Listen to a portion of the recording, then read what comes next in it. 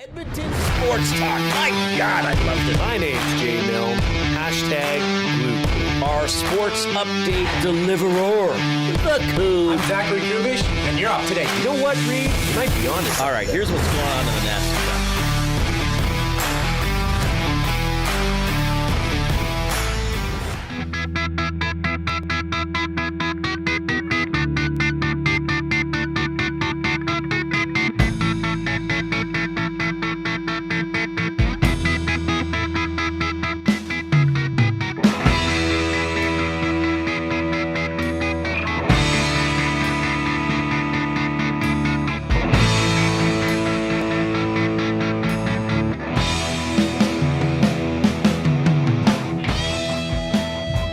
I am holding in my hand a little bit of history. The official game sheet for the Edmonton Oilers' Game 1 victory in the Stanley Cup Final. Now, by official game sheet, I mean the one that anybody can print off on NHL.com. I guess it's not the official game sheet. That would be the handwritten one the guy's doing in the... Imagine if they still got the players' parents to do the game sheet even in the NHL. There'd be a lineup for that. Sorry, Mrs. McDavid, you got to do the game sheet today. What a night. Oilers win in overtime. Leon Draisaitl scoring on a power play late in the first overtime period as the Oilers win a Game 1 and go up 1-0 in the best of 7. So I was looking this up last night. I was pretty sure about the one stat, but I looked it up during the overtime intermission. So between the third and fourth periods. Only the first time since 1987 that a Stanley Cup Final game had been played in Edmonton. And I was in the process of tweeting that out, and I sit next to this guy. He's very persnickety. Oh. His name is Matthew Awanek. Mm-hmm. Well, I was sitting beside him in a different... Well, I'll talk about that later. And he's like, wait a minute. What about 2020? I was like, oh, right. So and then something really fun came out of this. So anyway, first of all, it was the first Stanley Cup Final game played in Edmonton featuring the Oilers with fans in the building, obviously, to go to overtime. May 20th, 87, Game 2 against Philadelphia. Jari Kurri scored the game-winning goal. Okay, so I now when you think about the Oilers' other very famous Stanley Cup Final overtime goals, what do you think of? Klima in the third overtime. That was in Boston. And Pisani shorthanded, which was in Carolina, right? So Kurri had an overtime goal in Game 2 against Philly in 87. That was in Edmonton. First overtime game, I guess, hosted by the Oilers since then to go to overtime. Draisaitl gets the winner. Now, here's the other really cool thing about this. In 2020, the bubble Stanley Cup Final was held at Rogers Place featuring Tampa Bay and Dallas. 2 of those games in that series went to overtime. Okay? In Game 4, Kevin Shattenkirk scored for Tampa Bay. In Game 5, so this would have been technically the most recent Stanley Cup Final game to go to overtime in Edmonton, even though it didn't involve the Oilers. It went to double overtime. Do you know who got the game-winning goal? Corey Perry. Do you know who had one of the assists on the goal?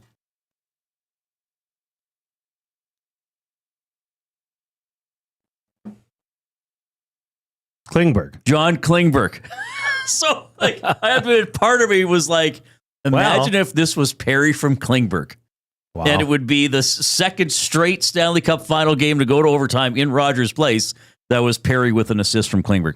Would have been kind of a fun fact along the way. Perry got an assist on the play, by the way. What a great power play goal to score. All in the span of about 4 seconds, all 5 Oilers on the ice make a good play with the puck. And we talked about it earlier, and I mean, we'll just dive right into it, I guess, right? This change that Florida made on that power play, or PK, sorry, to pressure and try and rush the player with the puck. I think they thought they were doing the right thing, or I don't know if that was a shift on the, between the end of the third and overtime, or I don't know. Maybe at the start of that PK. But Corey Perry to get the puck off his stick so fast to break that pressure First, it's Nuge down the wall to Perry. Perry touch pass to McDavid. And McDavid, I mean, not enough is talked about. Just the accuracy of a saucer pass like that. Yeah. To have it land perfectly flat the moment Leon Draisaitl's stick is snapping at it is very difficult to do in any circumstance. In overtime of game 1 of the Stanley Cup Final, he sure made that look easy. And you know that Draisaitl tied the record for most overtime goals in a postseason with 3? Yep. You know who he's tied with? There's 4 other players. Sakic? No. Marsha Show? No. Two of the players were playing in that game. Verhaeghe? No. Corey Perry. Oh, Perry, right. In 2017. And another one of the other players was playing? Kachuk. In 23 a couple had years 3. ago, yeah. That's the record is 3. So if Leon Draisaitl were to score another... who are all of them now? Draisaitl? Kachuk, Kachuk, Corey Perry. Remember Mel Hill? No. Well, I know the name. I didn't see him play. Boston, 1939. And you'll know this name, Maurice Richard. Yes, because he had 6 in his career. He had the record for a while, but it's now been surpassed. It was an incredible hockey game. We got a lot to talk about, of course. Luke Gazdic is going to join us. Ken Reid is going to check in as well. It was great to run into Ken last night at Rogers Place. He and Ivanka Osmak are in Edmonton for their show. What do they call it? Sportsnet Central? Sportsnet Fishbowl Edition. Yeah, so I didn't get to see much of it because after the game, I'm obviously doing some post-game and on with Tom. But we got to get his... I want to know what it's like. Like the out-of-studio experience for them. Yes. Yeah. Out of studio, in studio, Joey Moss Studio Edition. Right. The Moss Pit Studio Edition. Yeah. Could people come up and grab them, or are they totally in a fishbowl? No, they're like a little higher. Oh, they're elevated. But it's like all windows behind them. Oh, okay. And you could hear some of the fans. I want to know what it's like in that fishbowl. Yeah, we got to get that. We got to know. I got to know more. Perspective. What's on the other side of these cameras, Ken? Well, and I wonder too if it's different because I know. I mean, it's been a long time since I worked in TV, but it's gone robotic. You know, which isn't great, I guess, for employment necessarily. But when I used to go into Global and actually do a hit on the noon show or their morning show or whenever, it'd be just the anchor in the studio. Like all the cameras are robotically operated and just move on tracks, right? And are pre-programmed. So I wonder now if there are more people around them just because there's more to deal with the setup of. Anyway, we'll ask him about all that. Luke Gazdic going to be on the show. Of course, he's in Edmonton as well. And man, a lot going on. Oilers in the Stanley Cup Final. And the Edmonton Elks start their season Saturday night in Vancouver against the British Columbia Lions. JC Sherritt, defensive coordinator for the Green and Gold, is going to be on the show at about 5:40. So that is the lineup. And, of course, plenty of you as well. We're happy to hear from you. You can text us at 780-218-9999. That is the afternoon inbox presented by River Curb Resort and Casino, home of Tap 25 Restaurant, where the entire menu is 50% off 7 days a week. That is from 2 to 5 p.m. You can email Reid at EdmontonSportsTalk.com, Jay at EdmontonSportsTalk.com. You want to get the station, find out more about the station, go to the website, EdmontonSportsTalk.com. Links there to listen and or watch. Maybe you're on TuneIn Radio, iHeartRadio, the great audio streaming apps where you can get us. You can also get us on YouTube. Subscribe to Edmonton Sports Talk if you haven't already. If you're currently in on the YouTube feed, you can chat with us, but more importantly with each other. The Nasties is what we call our audience. We have the Nasty Chat off and running there. And give us a like. Click that thumbs up button. We've been doing great getting to 200 thumbs up almost every show in the playoffs. I guess the one that I thought we didn't get to 200, we actually did. Yes, so we just had one that we didn't. We have a couple thresholds. Basically 100 just to prove that everybody has a pulse. Like that's the bare minimum now. 155 gets a double word of the day at the end of the show. I was 4 for 4 yesterday, word of the day. So that was a good omen for the Stanley Cup Final. And then 200 just to show that everybody listening has playoff intensity and is enjoying the Game 1 victory and ready for Game 2 tomorrow. So that's what we're looking at for the thumbs. Jay, I want to get to a couple of clips from last night. Well, actually, one of them you pointed out to me because you actually heard it before I did. Side note, there are a lot of media in town. Yeah. So I actually was not able to get close enough to Stuart Skinner for his scrum to really listen to it, so I have to watch it. And while it was going on, Brett Kulak came into the room, and sometimes they make you wait. Because in the regular season, there's still a lot of media, but it's like, hey, wait so everybody can get the same. So now if a player walks in and he's on the list to do interviews, you just go talk to him. But Stuart Skinner was asked, did this game one feel different from last year's game one?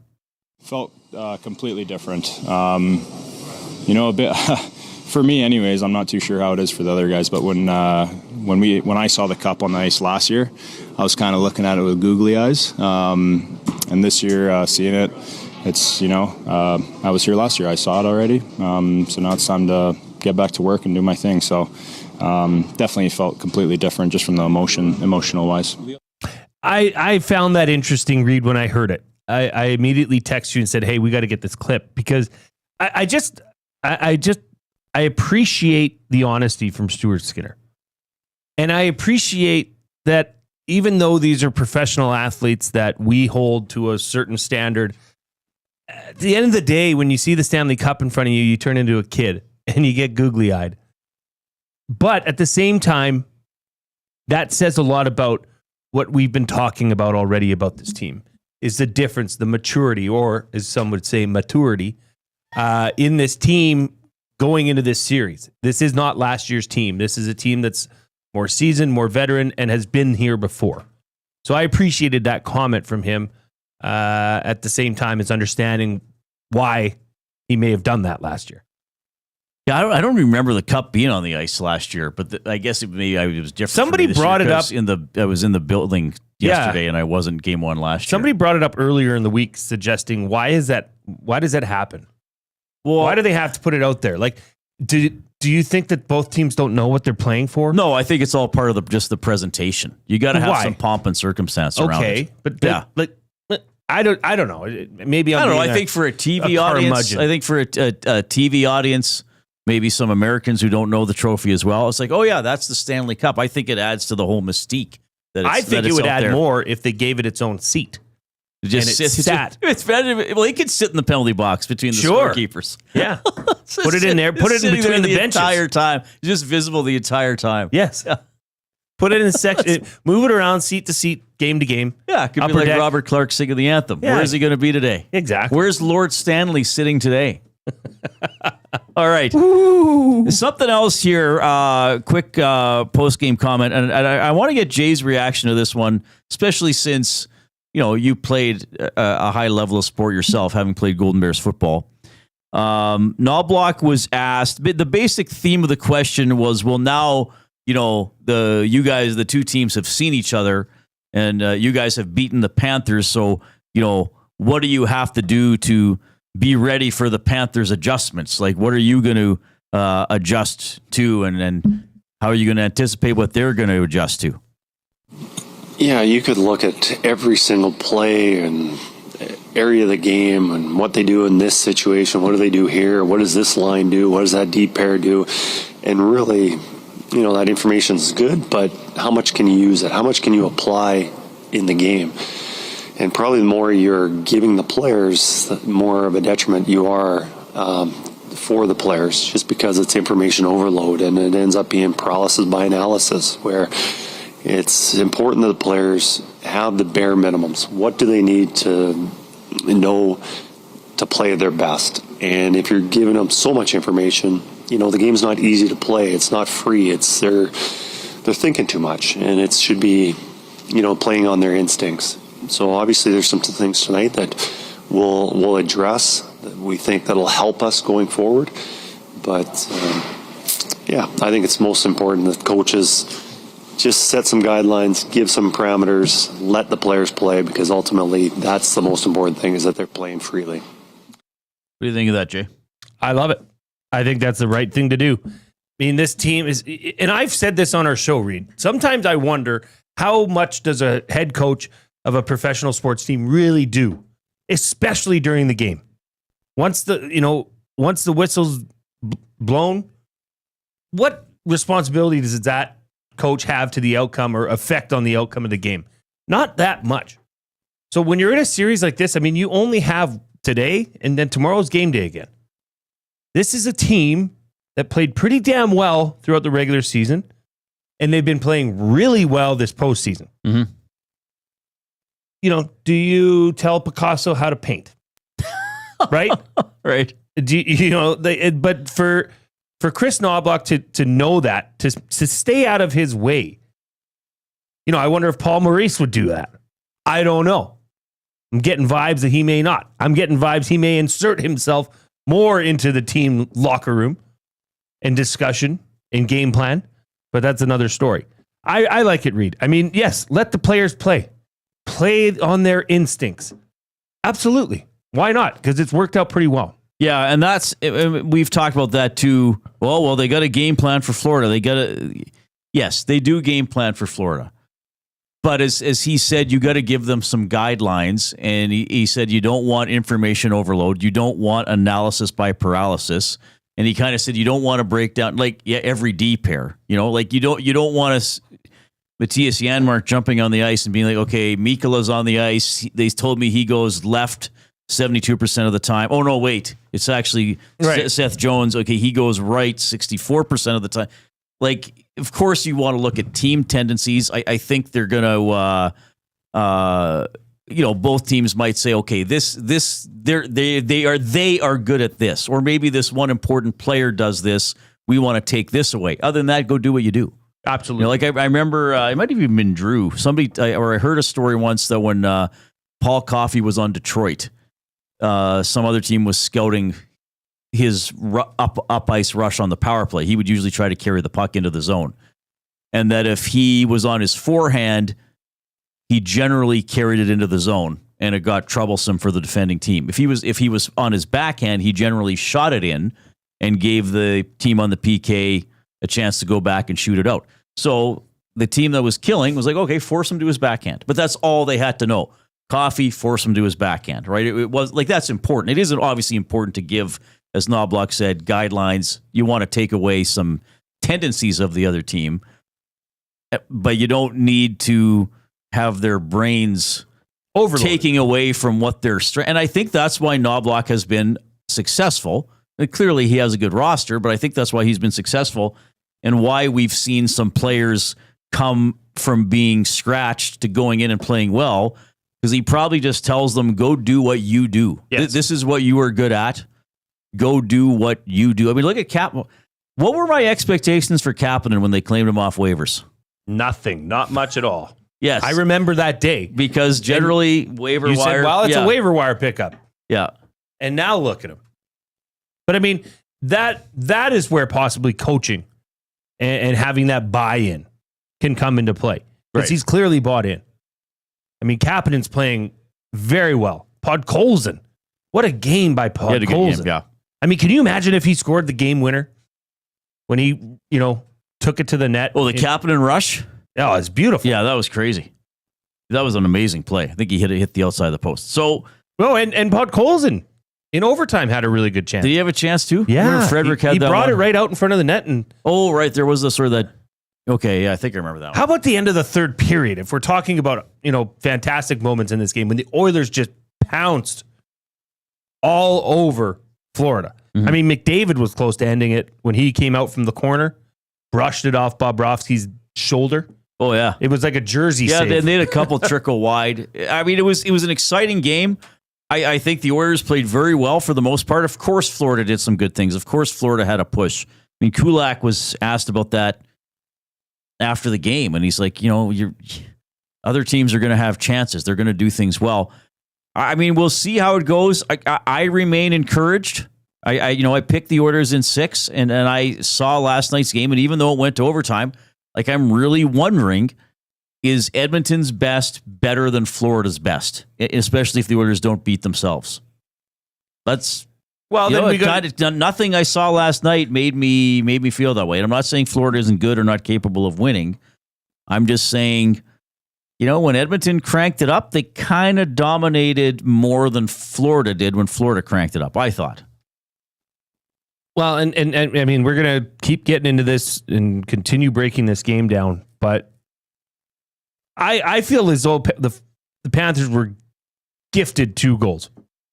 Maybe gifted not the right word, but that Sam Bennett play, that's kind of a rare occurrence. I feel as though it was goalie interference, but I understand the interpretation that he was, if Kulak cross-checked him into Skinner, that's not goalie interference either. Right. So they got that goal, and then the power play after came from that. I mean, was it should Coach Knobloch have challenged it? I mean, we'll get into it, but I think the Oilers flat out steamrolled them. Flat out.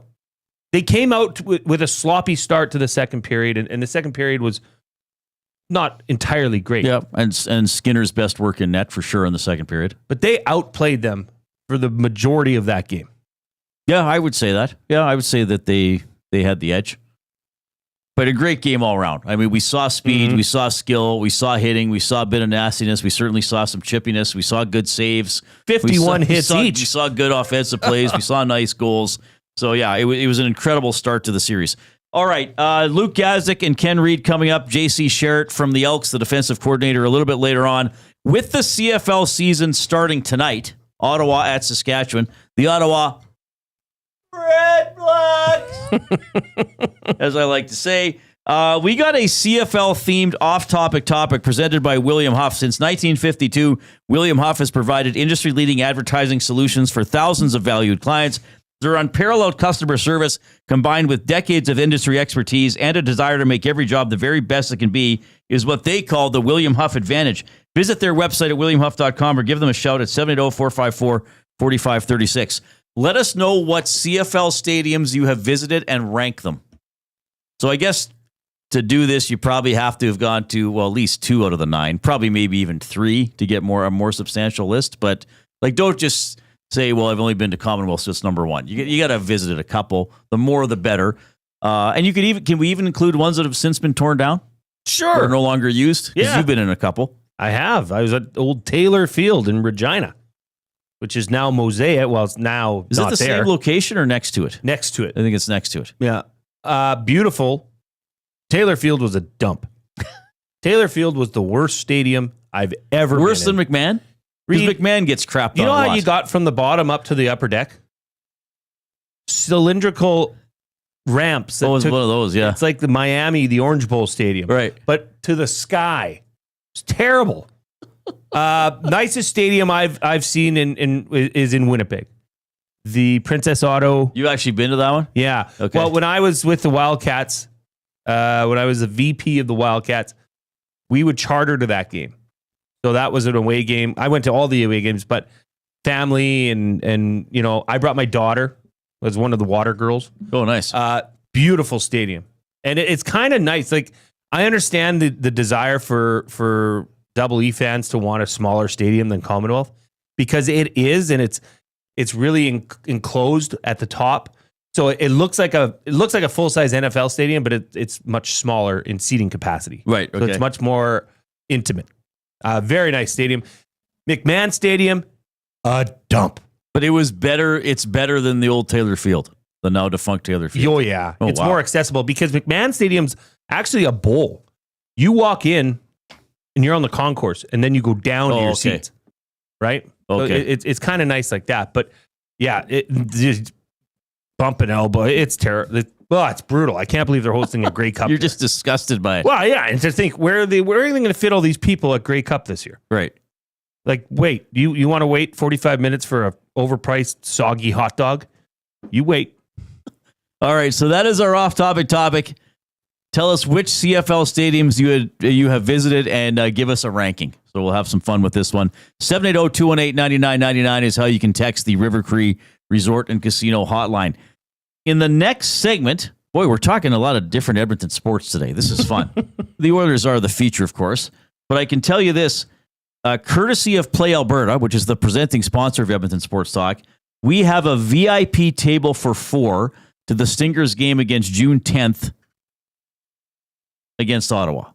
Okay? So in the next segment, we're going to do some trivia. You may want to have some Canadian basketball knowledge. We're going to do some trivia. You'll have to submit your guesses on the text line, River Cree Resort and Casino, 780-218-9999 to win that table. All right, here comes the Coob Sports Update.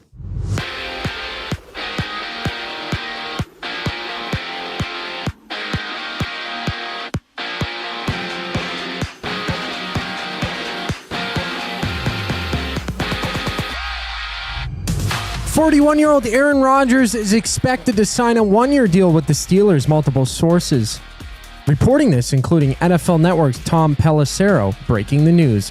In the CFL, the regular season gets underway. The Riders play the Red Blacks. Kickoff is at 7. And from OKC, the Pacers challenge the Thunder in Game 1 of the NBA Finals. That one starts at 6:30. MLB action has 5 games underway. 0 outs in the top of the 8th inning. Toronto up 9-1 over the Phillies. Tyler Heineman at bat for the Jays. And around the league, the Giants lead the Padres 3-2 in the top of the 6th, while in the bottom of the 6th, Baltimore controls Seattle 4-3. For the Riverhawks, they host the Harbor Cats in their series closer just after 7. Edmonton can get the sweep with a win tonight. And the Cactus Rats also play. They're on the road in Lethbridge against the Bulls. On the links, Denmark's Thorbjorn Olsen holds top spot at 9 under through 18, while Cameron Champ and Cristobal del Solar sits just one spot back. This sports update is brought to you by Advantage Sports Medicine. Connor McDavid's got a team of specialists, and you're stuck with a bag of frozen peas. Get the same locker room approach that's trusted by the best in the game. Call them at 780-460-9977 or visit their website at advantagesportmed.ca to book an appointment today. Stay tuned for some trivia for the chance to win some Stingers tickets. I'm Zachary Kubish, and you're up to date.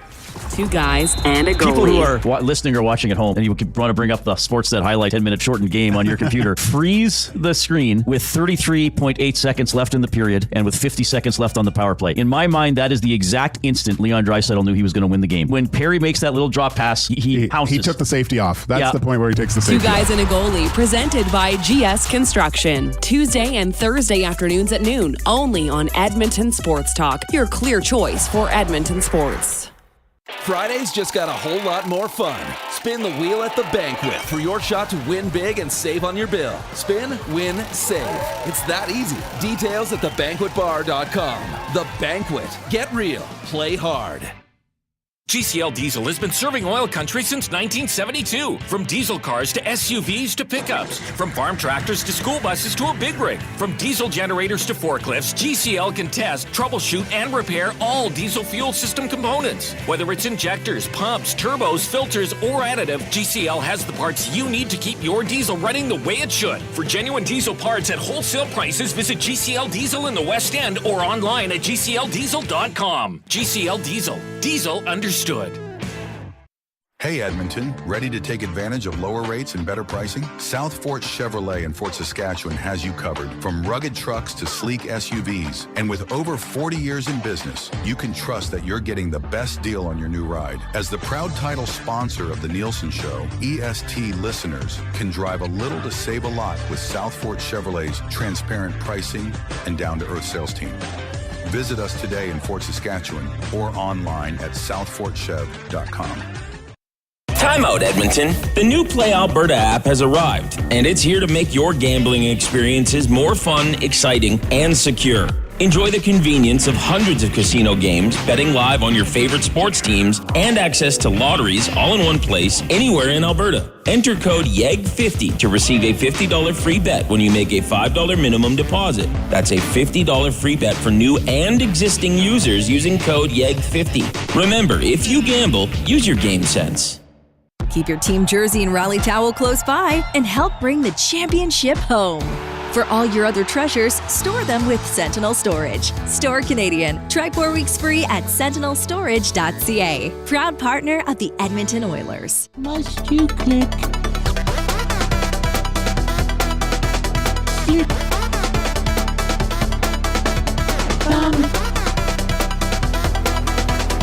Must you click? Oh, there's the world famous Thumb Click remix as put together by Zachary Kubish as we take you through the Reid Wilkins Show with Jason Milne. Hit that thumbs up button if you're watching on YouTube. Subscribe to Edmonton Sports Talk if you haven't already. Let's drive those numbers up as we got you completely covered as the Oilers are 3 wins away from the Stanley Cup Championship. So tomorrow, our stream resumes at 6 a.m. with the Nielsen Show. Dave Jameson, legend, doing a great job in for Dustin this week. Him and Lieutenant Eric will kick it off at 6. We got the Hangout. Are you on the Hangout tomorrow? I am. 9 a.m. to 11. We got the Lock Shop at 11. We got the Oil Stream. It's going to be Joaquin Gage and me on that tomorrow. Then Gage and Hernan 1 to 3 tomorrow, EST afternoons. You and I are doing 3 to 5. And then at 5 o'clock, Tom takes over hosting the Oil Stream pregame show from the Canadian Ice House in Ice District Plaza. So I went over there after the game to do my Reid's Read for Edmonton Garrison Memorial Golf and Curling Club, and then grabbed an Uber home, and it was a very festive Ice District. Is it just a zoo? I mean, by the time you leave, maybe it's simmered down, it's not. It's not like it's hard to walk or anything. Like there are people around, but the moss pit is cleared out. Yeah. At that point, but there are definitely people around. Like the Ice House patio was full because when was I leaving? Maybe I don't remember 10:30? now. 10, maybe a little after 10:30. Yeah. No, it might have been closer to 11 by the time. What did you call the game last night on the post game show? I called it ferociously delicious. Delicious. I thought that maybe it was deliciously ferocious at times. Maybe that's what I meant. Quite a difference. But yeah, like the fans are hyped. They're having a good time. As we were talking about yesterday, I think people are really embracing this and believing in the team. I know I saw some comments when during Hernan and Gager's show, like people saying that a couple people said it. I don't know what everybody says, that they were not worried when the Oilers were down 3-1. And I think what I would guess what people mean is, I mean, fans are intelligent. They know Flora's good. I don't think they were saying, "Oh, I didn't necessarily think the Oilers were going to win," but I think they're saying they weren't worried that the game was going to get out of control. Yeah, like I think they thought, okay, it's 3-1, but I'm going to watch this right to the end because the Oilers are going to make it interesting at the very least. So that was pretty cool. Now, I will say this because my dear mother is a very intense and passionate sports fan. And a lovely human being. She told me, yes, she is. She told me that she said I almost couldn't watch. Really? She said I considered shutting it off. Well, she wouldn't have shut it off because my dad was watching. But how deflating would that be? Sorry, Reid. Go ahead. Continue. No, well, I was just going to say, like, my mom is the type of fan, 15-0 Oilers after 2, she'd be comfortable. And then you cruise to maybe a 21-0 win. Yeah. Not like she just wants blood. She just wants it to be a blowout, no stress, just humiliate the other team. She would probably fight Matthew Tkachuk if she saw him in public. Like that's my mom. I'd love to see that fight. He'd be like, I was talking to my parents this morning. What are you doing? And my mom's telling me how nervous that she was and all this. And she goes, and then they score and your dad just smiles, satisfied smile. Yeah. I'm like, yeah, well, he knows they worked hard, played hard, and won the game. But there's something to be said, though, about how deflating that must have been after Bennett scored to make it 3-1, then to have shortly thereafter Victor Arvidsson score on what was the seemingly harmless shot. I mean, when you look at it closer, you'll see that Podkolzin went right to the net. Yeah. Created quite a screen. I mean, if Stuart Skinner let a goal like that in, I don't think we'd hear the end of it, especially if the Oilers went on to lose. So that must have been deflating, but good for they're the comeback kids. They're never out of a game. Yeah, they're never out of it. Stay in it. Got a big power play goal to win it in overtime. Let's get some answers to the off-topic topic before we give away the VIP table to the Stingers game on June 10th. The off-topic topic is, what CFL stadiums have you visited and can you rank them, please? D-Rex says, I have been to many CFL stadiums on my 13 Grey Cup trips. Nice. I have them ranked for best to worst. BC Place, Skydome, Commonwealth, Tim Hortons Field, that's in Hamilton, Olympic Stadium, Canada Inn Stadium, Taylor Field, McMahon Stadium. Oh, interesting. Yeah, and he'll be checking out Princess Auto Stadium later this November, and he says, sociable. Nolan from St. Albert says, McMahon Stadium is a cow pasture. Attended a game a few years ago, and I was shocked. I grew up in Texas, and our high school stadiums were infinitely better than what the Stampeders play in. Graduated from the same school as Bo Levi Mitchell went to, KU High School. All right. And Timber Woodsman gave me supreme heck. Uh-oh. He says, Jay, you shut your mouth about Taylor Field. The glory of that field still lives. Go Riders. All right. Yeah, we know Riders fans are passionate. Yeah. He says, don't mention that to LTE. And I said, maybe I will. I think, but he's hyped for the game tonight. If you're a Rough Riders fan, you're not telling me that you would prefer Taylor Field over the new, what is it, Mosaic? Yeah, I think that's what they call it. It's the new one. It's much nicer. Yeah, there's a reason they wanted to build a new one. Yeah. So, Justin Balgoni says Taylor Field, greatest vibes. 2, Mosaic, nicest stadium. 3, Skydome, cool but low on the vibes. Commonwealth, solid stadium, especially back in the day when the Riders were in town. Sounds like we have another Riders fan on our hand. We have a lot. There are a lot of Riders fans out there. I don't know if you knew that. They love hearing their team talked about. They really do. Bone says McMahon is a cesspool. Oh, wow. Honestly, the concourse of McMahon, it's unbelievable. It's unbelievable. Yeah. Oh, really? It is. It is unbelievable. It is. I went to a Labor Day game there in '98, and I don't totally remember it, but it was old then. Yeah. Well, and it wasn't charming old. It was just on the old, press old. box is at the top of the stadium. It's the worst game to call. Oh yeah, because from. Did you do games with Dusty there? I did a game there. It wasn't with Dusty. Yeah, it was with Dusty. That's right. And man, it's awful. You can't see the numbers. You need binoculars. All right, keep those coming in. We got Ken Reid coming up in about 4 or 5 minutes from Sportsnet. Great guy to visit with in town for the Stanley Cup Final. We're going to give away right now a VIP table for 4. It's courtesy Play Alberta to see the Edmonton Stingers play Ottawa on June 10th. Okay? These VIP tables are unreal. I believe there's a full-service buffet. You get your own waiter or waitress or however you want to say it, server. They're fantastic seats. This is a great prize. And Ottawa, a great team named the Blackjacks, and it's a little rabbit logo. So Ottawa has the Red Blacks and the Blackjacks. And the Blackjacks could have just been an ace and a jack cards. Why is a blackjack called like with a rabbit? There must be a rabbit. It must be a type of rabbit. I don't know. The Blackjacks. All right. So you have to answer this trivia question. We only accept texted submissions to the River Cree Resort and Casino text line 780-218-9999.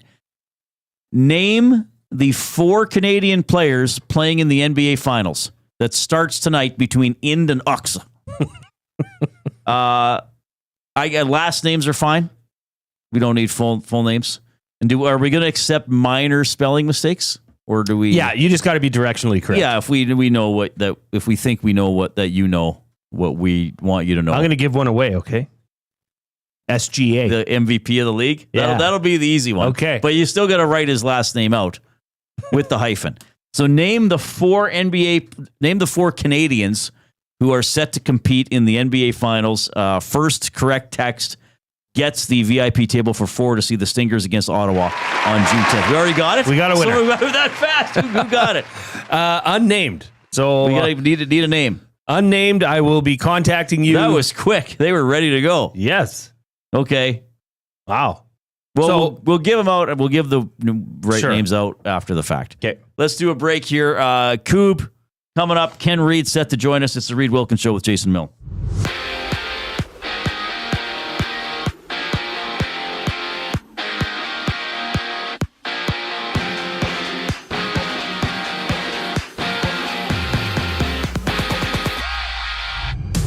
Longtime Packer and recent New York Jet Aaron Rodgers is expected to sign in Pittsburgh on a 1-year deal. If he signs with the Steelers, the 41-year-old would be preparing for his 21st NFL season. Back in Canada, the Riders play host to the Red Blacks to start the CFL season. Kickoff for that one goes at 7. Well, in the association game, one of the finals goes tonight when the Thunder and Pacers clash at 6:30. Meanwhile, in Toronto, the Jays beat the Phillies 9-1. Chris Bassett allowing just 5 hits with 6 strikeouts through 7 innings played. Bo Bichette had a home run while Miles Straw had 3 runs batted in. 4 games are live right now. Dodgers trailing the Mets 4-3 in the bottom of the 6th, while the Giants hold the Padres 3-2 in the 7th. And back in E-Town, the River Hawks and Harbor Cats have their series closer. Hawks taking the first 2 games, winning 9-1 last night. And from Lethbridge, the Cactus Rats take on the Bulls. On the links, it's Thorbjorn Olsen and Cristobal de Solar at 9 under,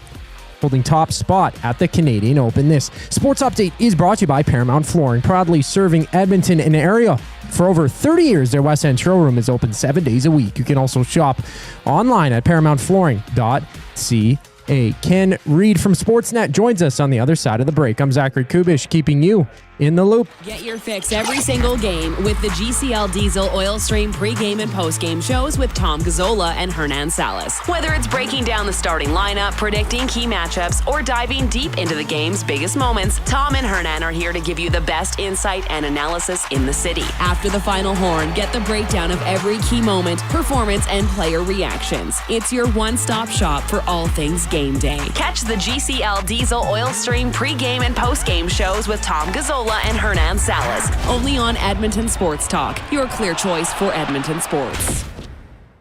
Gallo LLP is an Alberta-based accounting firm with expert chartered professional accountants in both our Edmonton and Sherwood Park accounting firms. Our experienced and innovative accountants provide financial advice that saves our clients money. Simply put, we help our clients protect their assets and grow their businesses. At Gallo LLP, they go beyond the numbers to ensure the continued success of your business. Reach out to Preet or John to discuss how they can help your business grow. Visit gallollp.ca today and see how they can help you take your business to the next level.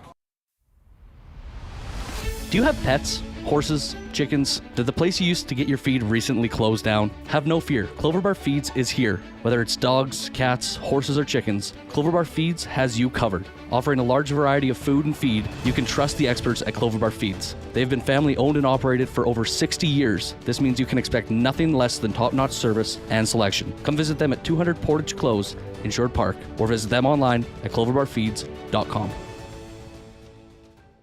Looking for quality building materials and friendly advice? Visit us at Windsor Plywood Leduc, family owned and locally run since 1993. From interior materials for doors, flooring, baseboards, and all the finishing touches to all you need for your outdoor projects like cedar lumber for decks and fences, plus all the plywood you'd need. Our full-time on-staff carpenter can help with anything odd-sized or custom, and from domestic hardwoods to exotic selections, we've got you covered. And if we don't have it, we'll track it down for you. Windsor Plywood Leduc. We're the experts you need to know.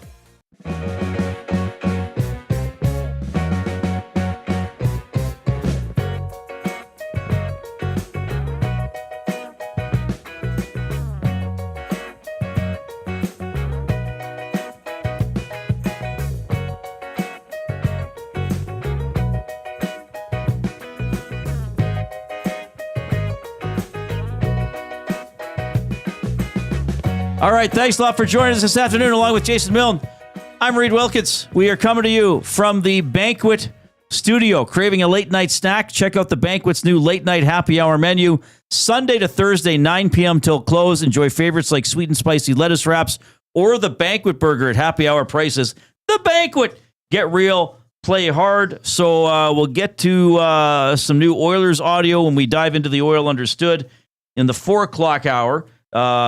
Elks defensive coordinator J.C. Sherritt is going to join us at about 5:40 this afternoon. They start the season Saturday on the road against the BC Lions. The Green and Gold show is back. The kickoff show is back. What's going on with that, buddy? Yeah, super pumped. So game time Saturday night is 8 o'clock. So the Green and Gold kickoff show will be live on EST at 7 p.m.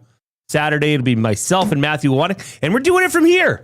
Right here. Oh, nice. Yeah. We're so when it's home games, we can go watch the game for a bit, maybe come back at halftime. But we're proud to be saying we're doing it right here from EST HQ. So that'll be Saturday night at 7 with myself and Matthew Wannick. And then on after the game as well? Of course. For as long as it takes. Are we going to do CFL predictions? We're not going to do the standings, are we? We kind of, this is a sports show. We kind of have to. What, you don't have any? You don't have. We could talk about. I don't have the teams ranked 1 through 9. Sorry. Pardon me. Well, if you do, you can do them. You can do the predictions for the show, I guess. I think we should discuss it further. All right. Yeah, we'll dive into it a little bit later on, perhaps. 780-218-9999 is how you text us. The River Cree Resort and Casino inbox. All right. So we got a very quick winner for the Edmonton Stingers VIP table for 4, courtesy Play Alberta on June 10th against Ottawa. Who's the winner? Dustin won. Okay, so we wanted you to name the 4 Canadian players playing in the NBA Finals. So Gildas Alexander, Dort Nembhard, and I don't know if I'm going to say it with the Mashuran with the Francophone pronunciation. So that came in very quickly. So good stuff. Going to Stingers game, very fun. We got him. Oh, it's our good buddy. Oh, where is he? Oh, he's in the mosh pit. Ken Reid, look at him, ready to rock it. Jump into YouTube if you can, everybody. What's going on today, Ken? Benedict Maturin. Is that the name you're There trying to say? Thank you. Yeah, that's. I wouldn't have got the 4, but when I heard that name, I knew how to pronounce it just from doing highlights. Just hanging out in the Ice District, boys. Was just sitting with Bob and Doug McKenzie. Ran into Jake Wallman's dad, nice dude, in town for the playoffs. So had a nice little chat. He paid the price last night. Wiki came by him, and all is sunny and well in Edmonton. So how are you enjoying? And I know you were here last year as well, and I was so thrilled to see you last night before the game. You're always so kind to me, and it's cool seeing you in person. But how are you liking that? Well, first of all, I'll start with a simple question. Describe the setup you have for your show. Okay, I can actually show it to you. It's awesome. So there's the Sportsnet truck in the background right there. So they drive that sucker up from Toronto. Can you see it? Yeah, Coop's going to get you full screen. Man. Yeah, we're going to put you full screen for everybody on YouTube as well. Go. Yeah. So I'll walk you down. So I'm just walking into the moss pit right now. And we got her set up so that as soon as everybody wraps up, we go into extended post-game coverage on Sportsnet Central. You know, Ivanka's usually hanging around. There she is right there. There's Ivanka. Oh, hi, Ivanka. And then here we are in the moss pit. And we got the truck set up. And as you can see, we got her. She extends out. There's the show. There's Jeff Blair doing his thing. And then that's our studio right up there that sticks out over. So if you want to be on Sportsnet Central after the Oilers game too, you can just come here and go like this.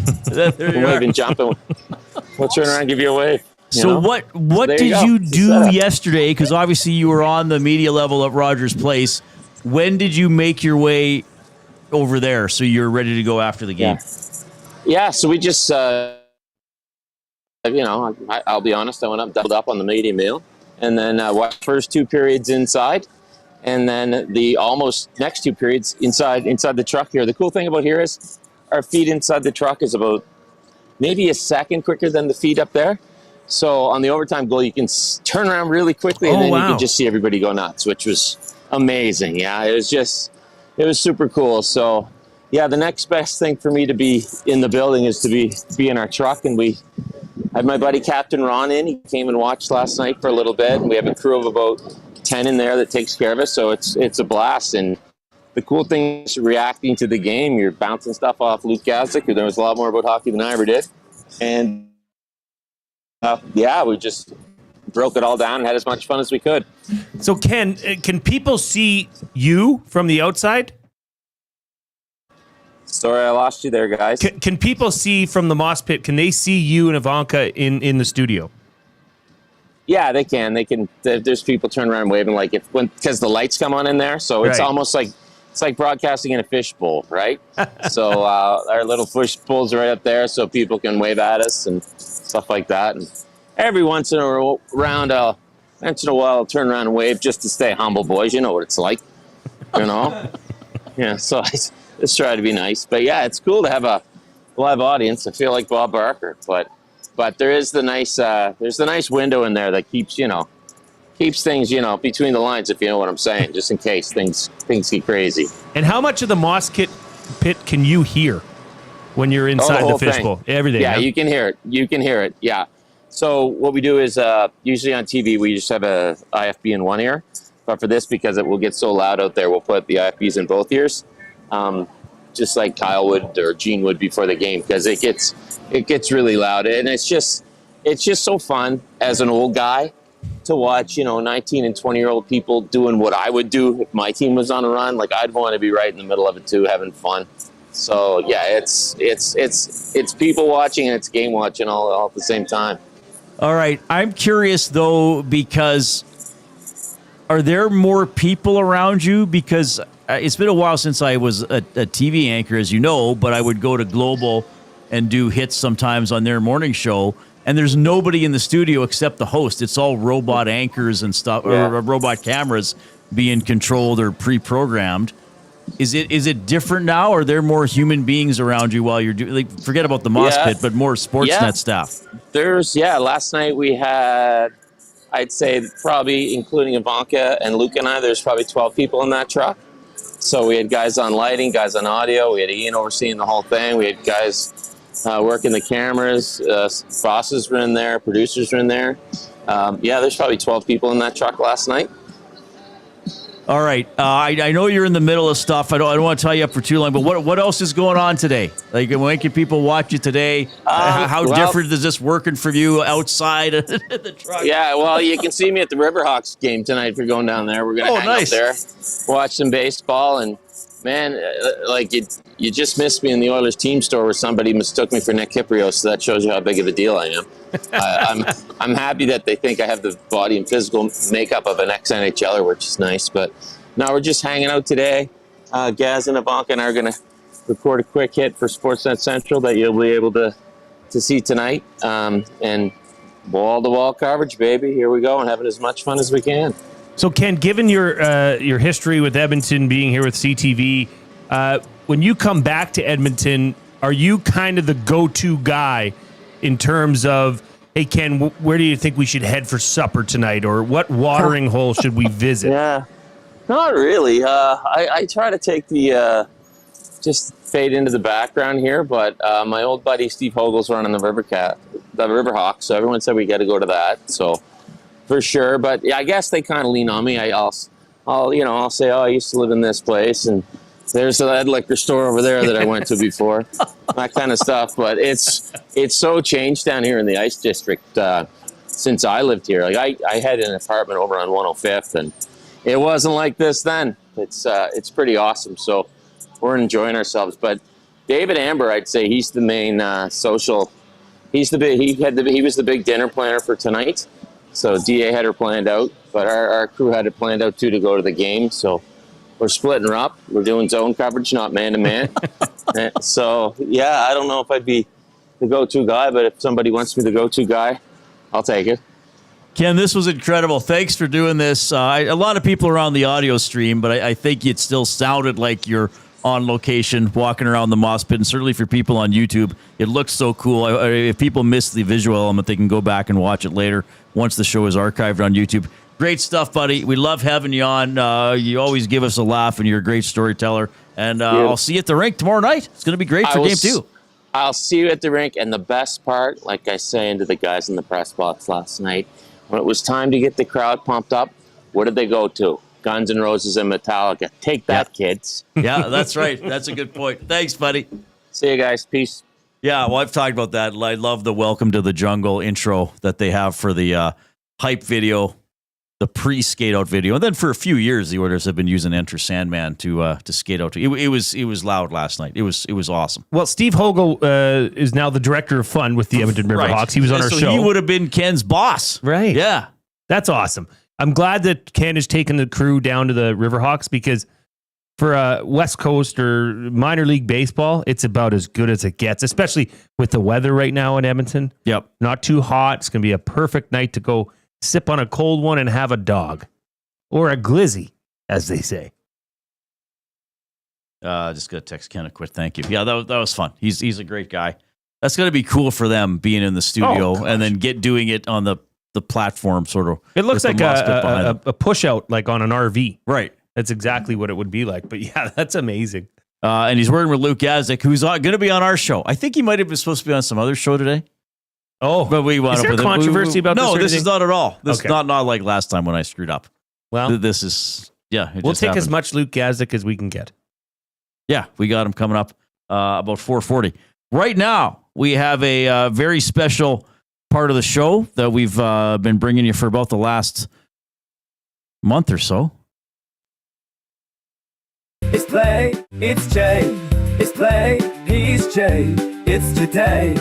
It's Jay's play of the day. It's Jay's play of the day. Jay's play of the day. It is presented by Play Alberta. Why limit your choices when you can have it all? Play Alberta is your go-to app for casino games, sports betting, and lottery all in one place with easy access to real money games. You can enjoy everything Alberta has to offer right at your fingertips. Download Play Alberta now and start playing today. I'm keeping it simple. I'm not. I was tempted to bet the Red Blacks Rough Riders game tonight, but it's just too early in the CFL season. That's a crapshoot. I just think that the Oklahoma City Thunder are just that good of a team. I think they already played the NBA final when they played Denver. I just don't see. I mean, Indiana, the Pacers are a great story. They've done a lot of great things, but I'm gonna jump on the Oklahoma City Thunder minus 9.5 in game 1 tonight. So that's the OKC Thunder minus 9.5. That's minus 116 over at playalberta.ca. You can click on the EST specials. Find lots of good stuff. Dusty's play of the day. Chet Holmgren, 17 plus points. That's minus 122. That's not a bad bet. So go over to playalberta.ca, click on the EST specials, and check those out. And don't forget, if you haven't yet, the new promo codes for June are out. Deposit 20 or more to get a $50 free sports bet using promo code EST Sports. This is usable for new and existing players. That's EST Sports promo code when you deposit 20 or more to get a $50 free sports bet at Play Alberta. All right, good stuff. Now, last night, did you miss by one? Close. A Lundell point? Lundell point. That would have been a big hit. That was plus 420. Yeah, that would have been game amazing. went over. McDavid obviously had one or more points. Yeah. I needed Anton. So actually, here's a funny story. When that game went to overtime, I was praying that Jay's play of the day did not hit. For the sake of Oilers fans. That's a good point. Because if it did hit, that would not if been, Lundell would have got been it would have been Lundell getting a point on the game winner. You know what? It's kind of caught in a sticky situation, but I'm glad Jay's play of the day didn't hit yesterday. Let's just say that. It's Jay, it's play, he's Jay, it's today. It's Jay's play of the day. It's Jay's play of the day. Jay's play of the day. All right, great jingle. We have the ESTV fired up this afternoon. Canadian Open is on. I always enjoy, I take a weird satisfaction when a guy has to make the entire gallery move to hit his shot. And then duffed it. And then he duffed it. I'm not even sure who this is. McIntyre, he was probably 40 yards off the green. The gallery had to move out of the way.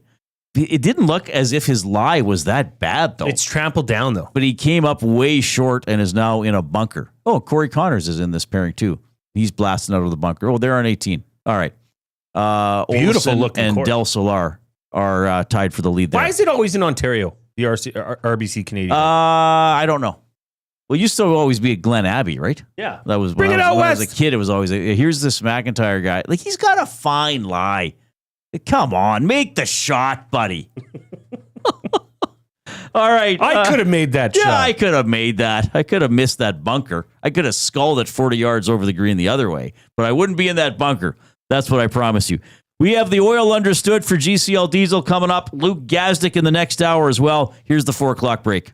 The Lock Shop. Trey, to me, I've seen stuff from him for the last 3 years that is, I've sort of looked and go, why aren't you guys giving him the opportunity to do this more and more often? I still remember a no-look pass he made in Hamilton one year. Nobody in their right mind should have made that pass. He not only made it, he completed it, and I'm just looking like, wow.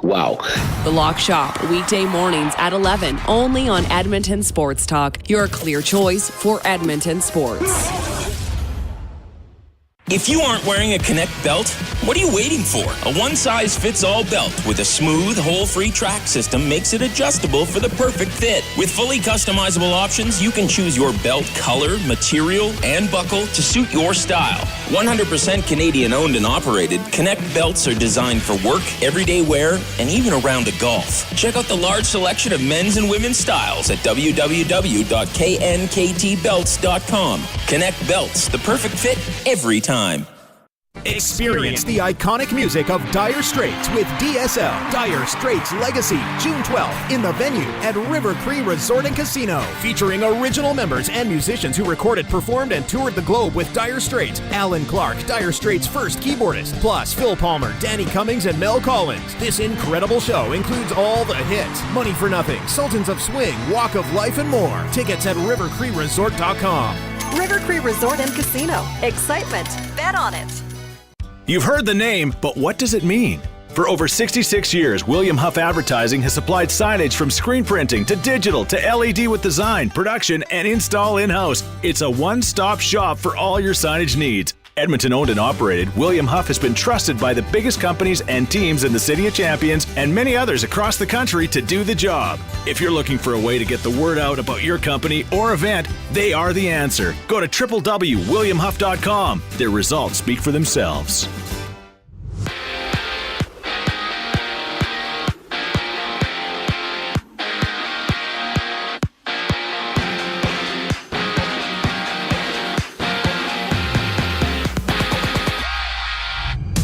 .41-year-old Aaron Rodgers is expected to sign with the Steelers, returning for his 21st NFL season. Ian Rappaport and Tom Pelissero from NFL Network breaking the news. And back up north, the Riders play host to the Red Blacks to open up the CFL season. Kickoff is scheduled for 7, while NBA action has the finals kicking off, with the Thunder meeting the Pacers at 6:30. In baseball, Toronto smacked the Phillies 9-1 at home. Toronto's Chris Bassett, the player of the game, having 6 strikeouts, allowing just 5 hits through 7 innings played. And the Twins and Jays open their series tomorrow. Right now, there's 4 games live, including the Mets up 4-3 on the Dodgers in the 6th inning. On the Lynx, it's a 2-way tie for top spot. Thorbjorn Olsen and Cristobal de Solar at 9 under. De Solar playing 15 holes, while Olsen is done for the day. I'm Zachary Kubish. That was your sports update. The second hour of the Reid Wilkins Show starts right now.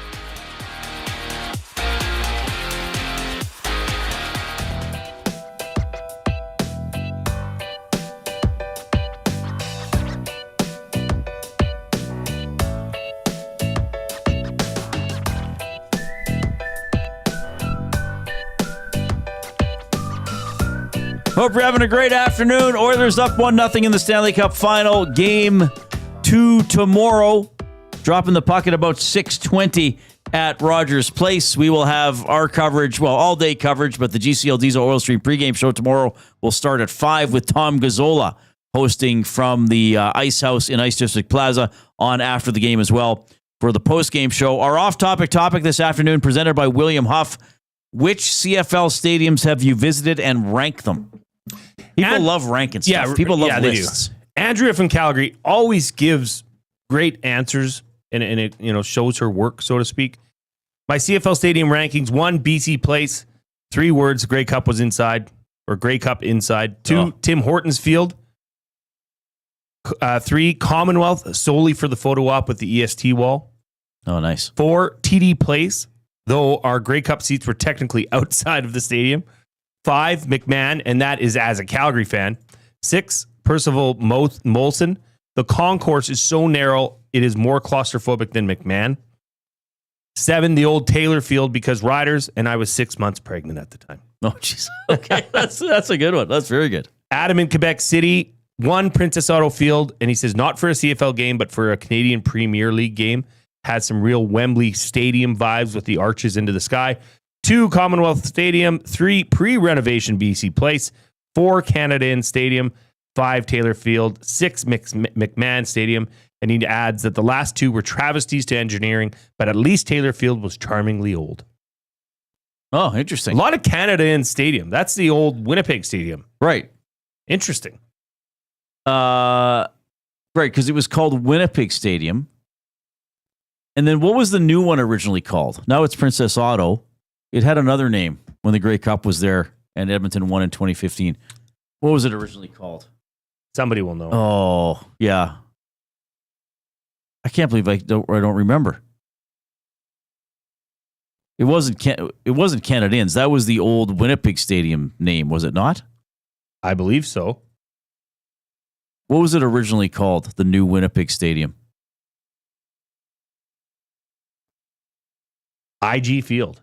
Investors Group Field. Yeah, IG Field. That was the one. Okay. I think their Canadian headquarters are there, aren't they? Look at you, for IG. All right. Yeah, good one. We solved the mystery, everybody. we solved. We need that dun-da-da-dun noise, Coop, when I solve a mystery. He doesn't have it. That's okay. All right. Yeah, what happened to that? That was a really good. What happened to that? You got rid of it. You get deleted everything. There it is. Play that again. Play it again. I love it. Limerick here from Jeff in YYZ. A tremendous performance was shown, determined like dogs on a bone. Oilers were scrappy like Pods, Arvey, and Cappy. The winners scored by the man from Cologne. That is very good. Rhyming shown, bone, and Cologne. Should I do Bronco Knicks right now? Yeah, let's do one right now, sure. Game 1 was intense or even palpable. Oilers pulled it out in OT. So incredible.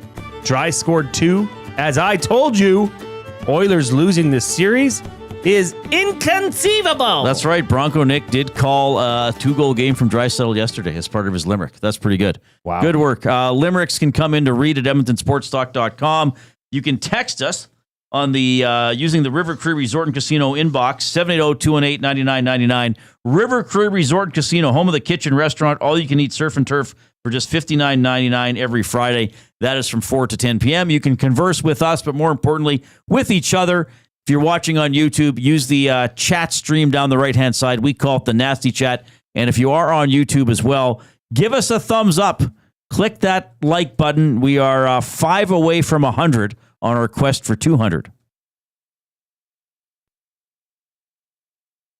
Oh, my goodness. I have lost my mouse. Click, there click, it is. click. Must you click? Please, please click. Must you click? You must click. Thumb, thumb, thumb. All right. Great work.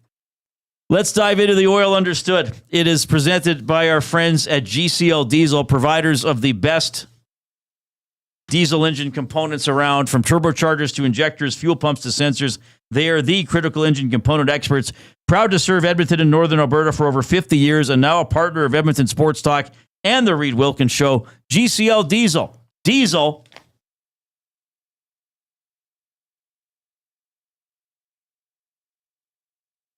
Understood. All right. Oilers with some players taking questions today. Head coach Chris Knobloch taking some questions. So last night, as we went into the third period, the Oilers wound up putting Draisaitl and McDavid on the same line, right? With Corey Perry, sometimes with Connor Brown. So Nugent Hopkins wound up with Kapanen and Kane. So Chris Knobloch was asked today about having that option when he decides to go to it, all that kind of stuff.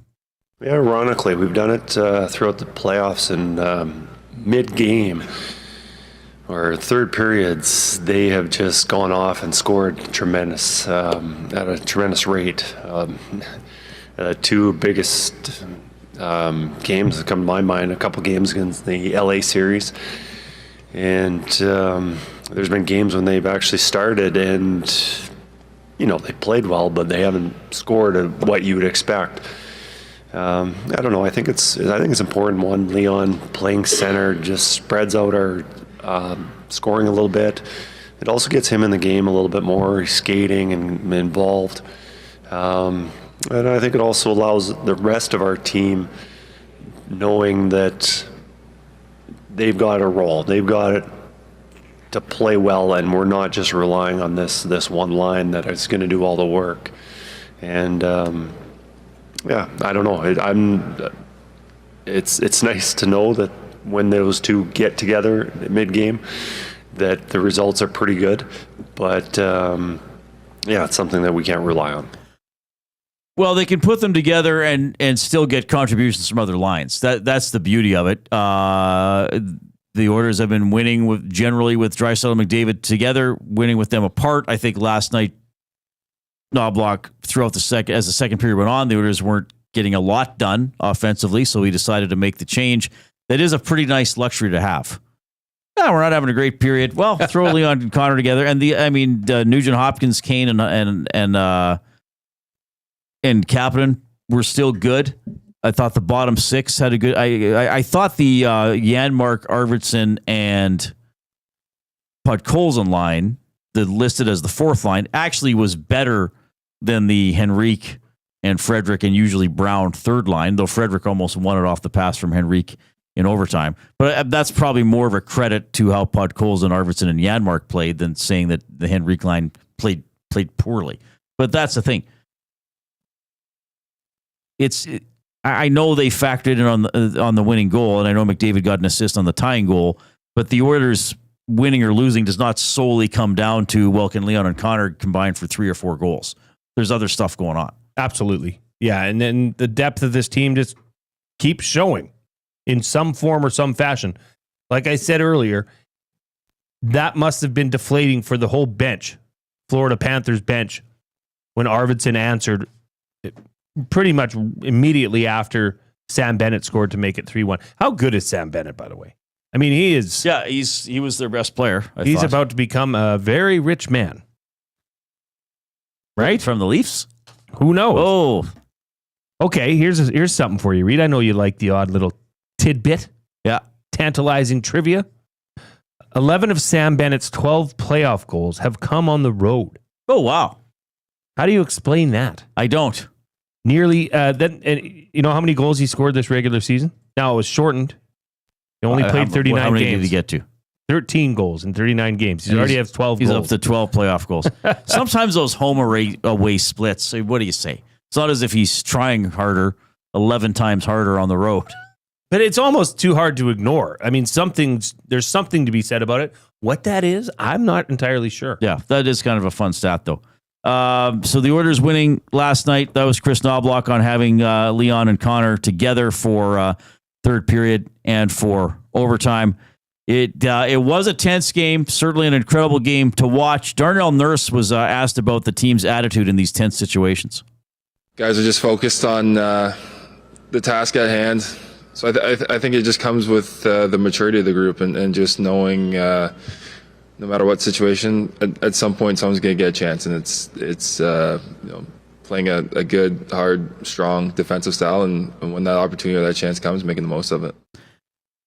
Well, and this is the thing, right? I mean, we've talked about this. The players are not nervous the way the fans are. I mean, I'm sure there are nerves involved. They know what they're playing, but they're not sitting there fretting. They can go out there and do something about it. They have a system. They have things to fall back on. They're not going to overtime. Think, oh my God, we're going to overtime. They're thinking, okay, go out and play. Yeah, defend. But who's to say fans are nervous? Well, I mean, I think anxious. Yes, sure. But as we've alluded to, this is a team that knows how to come back. They've come back. I think they tied the NHL record for most comeback wins in a single postseason. Right. That is something that is becoming a major character trait of this team. And the fans have embodied that, have taken that on. I mean, like you said, when it was 3-1, okay. I mean, you don't want to go down 4-1. I think going from 2 to 3 goals makes a big difference, but 2-goal comebacks are relatively common in the NHL. Even at the end of the first read, it was 2-1 for the Panthers. The Oilers outplayed the Panthers that period. So stay the course. Good things will happen, right? Todd says depth when Wallman steps up at the red line. That was a huge game. Let's get to the refs and the faceoffs. Well, I don't have much to say about the refs. I thought it was a fine. I mean, there could have been other calls. I think they decided to go along the lines of let's not call a ton. The face-off situation is not unique to last night. I mean, I don't have much more to say about it except it's frustrating that the puck's not getting dropped. I've been talking about this with Gager and Cass. Like, both teams had clean face-off wins a couple of times last night that they weren't whistled down, and they were kind of like, we're starting our set play in the offensive zone, and you're blowing it dead. That's I don't understand that. Leon more than ever. I didn't like. Sometimes I don't see some of the close-ups because when I'm watching live, but I've seen numerous people comment that Nuge gave the linesman some choice language when he was tossed out on one of the face-offs. What can you do? Not much. But yeah, you mentioned it earlier. Wallman did have a impressive game. I mean, he was around. He had some great shots. Yeah, and he toughed it out, right? He blocked out one shot. There was that play, he fell in the offensive zone and scrambled and kept the puck alive from his knees. I thought he played pretty well. Wallman was asked today about playing in a very up-tempo physical game.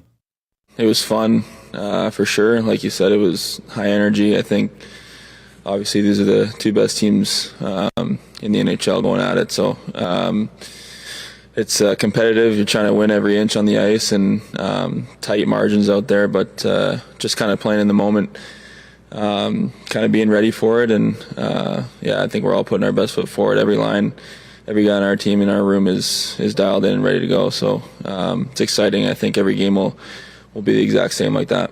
Last night, Walman had an assist. He was -1. He played 23:07. He had 5 shots on goal and 7 other attempts, 4 blocked, 3 wide.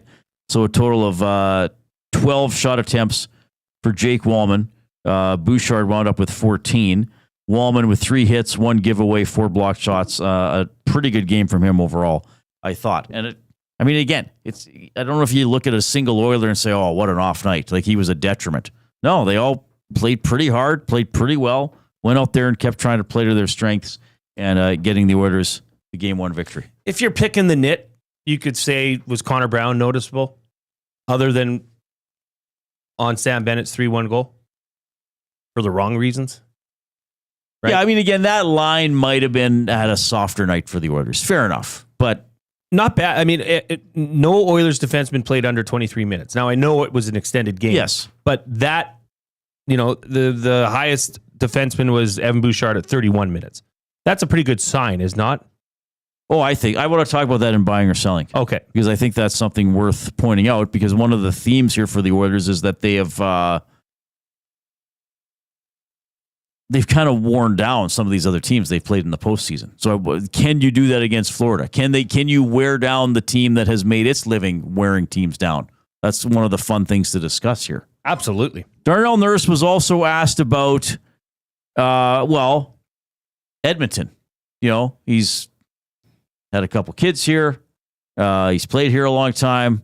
It was Speck that asked the question, and Speck said, there are a lot of people here now covering this series who maybe have been to Edmonton in January or February and think that there's never any daylight and there's snow on the ground all the time, and now it's a little bit different.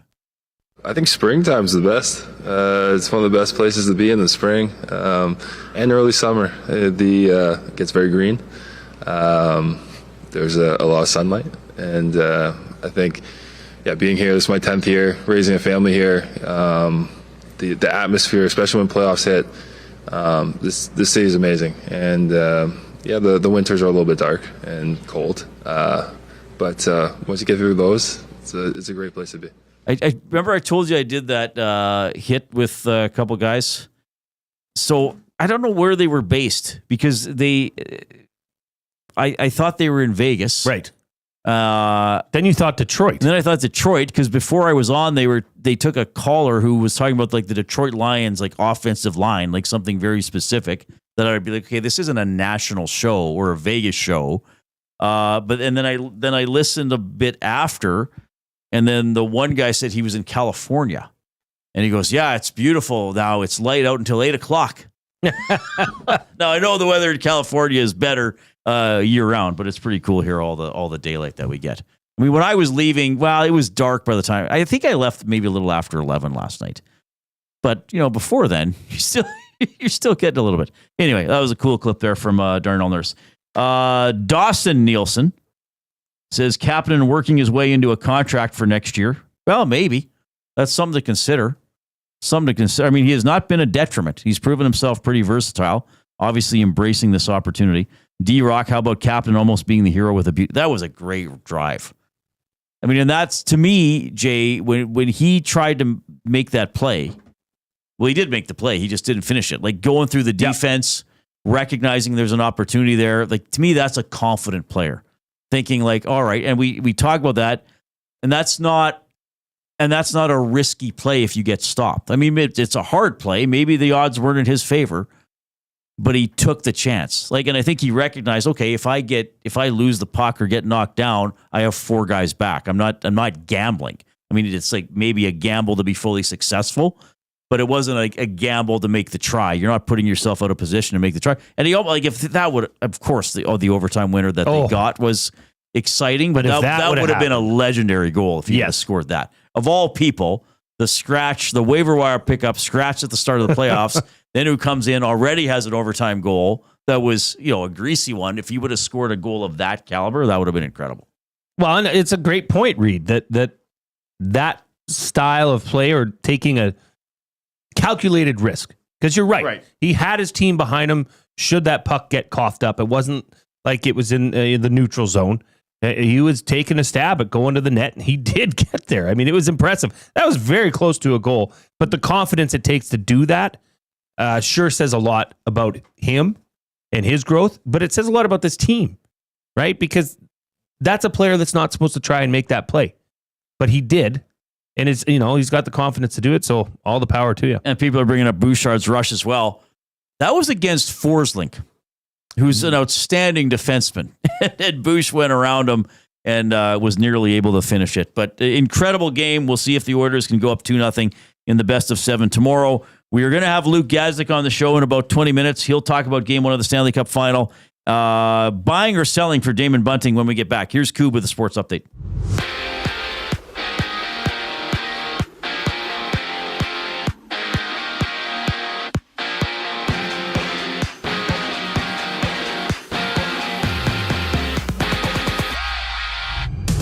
.41-year-old Aaron Rodgers is expected to come back for his 21st NFL season, signing a one-year deal in Pittsburgh. Last season with the Jets, Rodgers had nearly 4,000 throwing yards with 28 touchdowns in 17 games. And from Saskatchewan, the Riders and Red Blacks kick off the CFL regular season. That one gets going at 7 o'clock. On the court, Indiana visits OKC for Game 1 of the NBA Finals. Tip-off for that one is at 6:30. And earlier, the Jays beat the Phillies 9-1 in their series closer. Chris Bassett getting the player of the game for Toronto, with Minnesota and Toronto going at it tomorrow. Right now, just one game's live. The Dodgers down 4-3 to the Mets in the 8th inning. Back in Edmonton, the Riverhawks are back in action facing the Harbor Cats. Riverhawks finding a 9-1 win last night. First pitch is just after 7. While at the Canadian Open, Cristobal del Solar has taken top spot at 10 under through 16 holes at the Canadian Open. Thorbjorn Olsen sits just one shot back at the end of his day. This sports update is brought to you by Find Edmonton. Find takes your unused furniture and home goods to help those moving out of homelessness. Get donations picked up or drop them off free of charge. Visit findedmonton.com or call them at 780-988-1717. The Reid Wilkins Show rolls on after a brief intermission. I'm Zachary Kubish, and you're up to date. Gently used furniture or home goods that need a new home? Find Edmonton is here to help. Every month we furnish over 100 homes to those transitioning out of homelessness, and we need your gently used furniture and home goods. Drop off at 5120 122nd Street or call for free local pickup. Just visit findedmonton.com to learn how your donations can help create a home for someone in need. Plus shop our thrift store, in-store or online, with proceeds benefit those moving out of homelessness through housing supports. Visit us at findedmonton.com. Find Edmonton, supporting our community one home at a time. Sunday through Thursday, 9 p.m. to close, head to the Banquet and dive into Banquet burgers, sushi tacos, nachos, and more. Late night bites, big flavors, and epic deals. The Banquet. Get real. Play hard. Experience the iconic music of Dire Straits with DSL, Dire Straits Legacy, June 12th in the venue at River Cree Resort and Casino. Featuring original members and musicians who recorded, performed, and toured the globe with Dire Straits. Alan Clark, Dire Straits' first keyboardist, plus Phil Palmer, Danny Cummings, and Mel Collins. This incredible show includes all the hits, Money for Nothing, Sultans of Swing, Walk of Life, and more. Tickets at rivercreeresort.com. River Cree Resort and Casino. Excitement. Bet on it. Since 1952, William Huff has been the heartbeat of Edmonton's advertising world. From humble beginnings to a citywide powerhouse, we've been the go-to for signage from print to design and installation. Partnering with Edmonton's top sports franchises and major events, we've helped shape the city's global reputation. Our secret? Unmatched customer service, decades of experience, and a passion for excellence we call the William Huff Advantage. Visit us online at williamhuff.com. Keep your team jersey and rally towel close by and help bring the championship home. For all your other treasures, store them with Sentinel Storage. Store Canadian. Try 4 weeks free at sentinelstorage.ca. Proud partner of the Edmonton Oilers.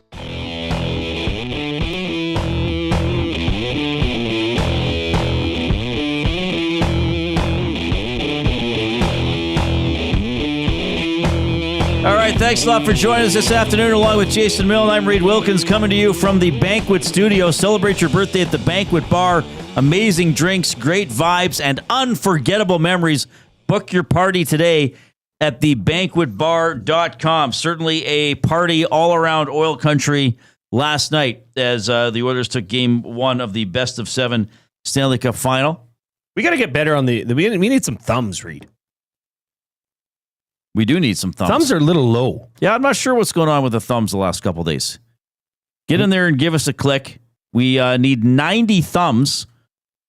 So we're barely on pace for 200. My goodness, that is odd. We need 90 thumbs to get, well, first of all, we need 45 just to get to a double word of the day. And then we need about 90. So if you're on YouTube and you haven't clicked the like button, haven't clicked that thumbs up, get in there and do it right away. Oh, hang on. Must click, click, click. Must you click? Please, please click. Must you click? You must. You thumb, thumb, thumb. All right. Yeah. Got a lot of stuff coming in here. All right. 780-218-9999. That was funny. A lot of people know exactly what was happening there. Well, hey, Play Alberta's the title sponsor. Sometimes I do a spin during the break. I didn't have anything on that spin. Craig. Oh, I don't care. I think it's great. It's fun. It'll be Reid's play of the day. This will be Reid's play of the day. Well, I could teach people some roulette systems. Trust me. I could. And just to be clear, none of them work. No, none of them work. Just to be clear, not long term. Short term, I'm a very conservative bettor. I want to be clear about that. Okay? Very conservative. You know what? Reid never changed. Jay and I like the math of it, though. There's got to be a way. There isn't. There's a way to have short-term fun, which is how you and I approach it. There's a long-term way, but it's incredibly boring. And yeah, or you'd have to have quite a large $20,000, quite a large bankroll, like quite a large bankroll, like more than we have. But if you have that kind of a bankroll, you don't just want to sit there for an hour to make $10 or days, or days, like literally days, perhaps. Literally, yeah. That's fun. Okay, whatever. I don't care. I play a little roulette during the occasional commercial break. You know how much shame I feel over that? None. Zero. God bless you, Reid. Let's get to a limerick. I literally had a $1 bet during the commercial. And I won $3. So today I'm ahead $2. There you go. I'll probably lose 2 bets tomorrow, and I'll be even for the 2 days. That's seriously my approach. That's how I treat the fun. Baby steps. Baby steps. Baby steps. Let's get to a limerick. It is fun, though. VR Montenegro coming in as Vigorous Rain Montenegro. We could use some vigorous rain. This morning, we missed out on our favorite Luke. He was out carousing last night. Drink, drink, drink, puke. Nasties, you know I'm just messing. He was working hard, I'm guessing. What a game by the mighty Oilers. Not a fluke. And I agree. No, it wasn't a fluke at all. They're good. Keep clicking the thumbs up. We had a little bit of a burst as we implored you to get in there and click. Smincy5 Cincy says, Reid would be a hoot on the roulette table. I actually wouldn't. I would not talk to anybody. Because I would just be like, hey, this is what I'm doing. This is what I'm doing next based on the next outcome. When do I walk away? I would not be a hoot. Well, those that have been to, when we were at Selly's doing, EST stuff, know that I am a hoot at the roulette table. Right. We had some good runs. Hey, Coob, remember? Back me. Oh, man. That was in the first days I think I met you. It was fantastic. Fun. Yeah, it was a good time. Coob followed my lead. Did he? Yeah. Did it work? Dustin did not and lost out. Oh, my goodness. It was fantastic. Good for you, Coob, I guess. Had you played roulette before? No. Well, I got news for you. Again, terrible odds. The odds are stacked against you. He had some game sense. Oh, yeah, for sure. Yeah. Yes. Use your game sense. Yeah, you got to be realistic about. You do. Yeah. You're not paying off the mortgage. You're probably not even buying a new skateboard. Used maybe. Used maybe. We'll give you a used one. All right. 780-218-9999, River Cree Resort and Casino inbox. We got Luke Gazdic coming up and a cool feature that's a new part of the show as well, which is pretty cool. We're going to dive into buying or selling. I have more sheets now because we have that new sponsor. I'm all shuffly. Now, whenever I lose my place, people are going to think I'm playing roulette. I'm not playing roulette during the show. No. During the commercials, which is sort of during the show. But I don't do it every commercial. I did it that commercial and then didn't exit. But I won $2. Coffee's on Reid. Coffee's on me, everybody. I'm sending Tim's to your workplace. No, not everybody. Oh, sorry. Coffee's on me. Literally one coffee. Yes. And not a fancy one. Yeah. Don't you go adding things. A small. From the vending machine, the sludge. Oh, man. Do we have a vending machine in the building? No, I'm glad we don't. I'd be all over that thing. I'd eat so much bad stuff. It'd be terrible. And especially the new ones. You can tap. So you don't even have to have change on you. So when I worked at the station in Lloydminster, there was this vending machine. And I'd never even seen this style before. I think it was so old. So this would have been a little over 20 years ago, probably. So it had the snacks behind the glass, and it had a thing where you would put the money in a slot, and then you pushed the cylinder in, and you spun it. Oh, it was one of those. And then I don't know how it knew which one you wanted to get. Maybe it was just by chance. So one day, there was this guy named Andy, and he was a fun-loving, good guy. And he comes into the newsroom, and he's got like an armful of cheesy bags, like maybe 7 or 8. And he's like, "Hey, Reid, do you want some cheesies?" I was like, "Okay, you seem to have a lot." I'm like, I wasn't craving cheesies, but I'm like, apparently he's giving away cheesies.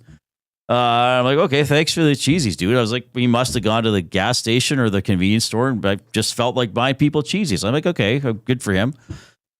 So then, later I was like, "Hey, man, like, thanks for the cheesies. But just so you know, like, you don't have to." That was really kind of you, but I mean, nobody there's making like any amount of money at all. So I'm like, "Hey, like, you just don't feel like you have to bring people snacks." He's like, "No, we're good."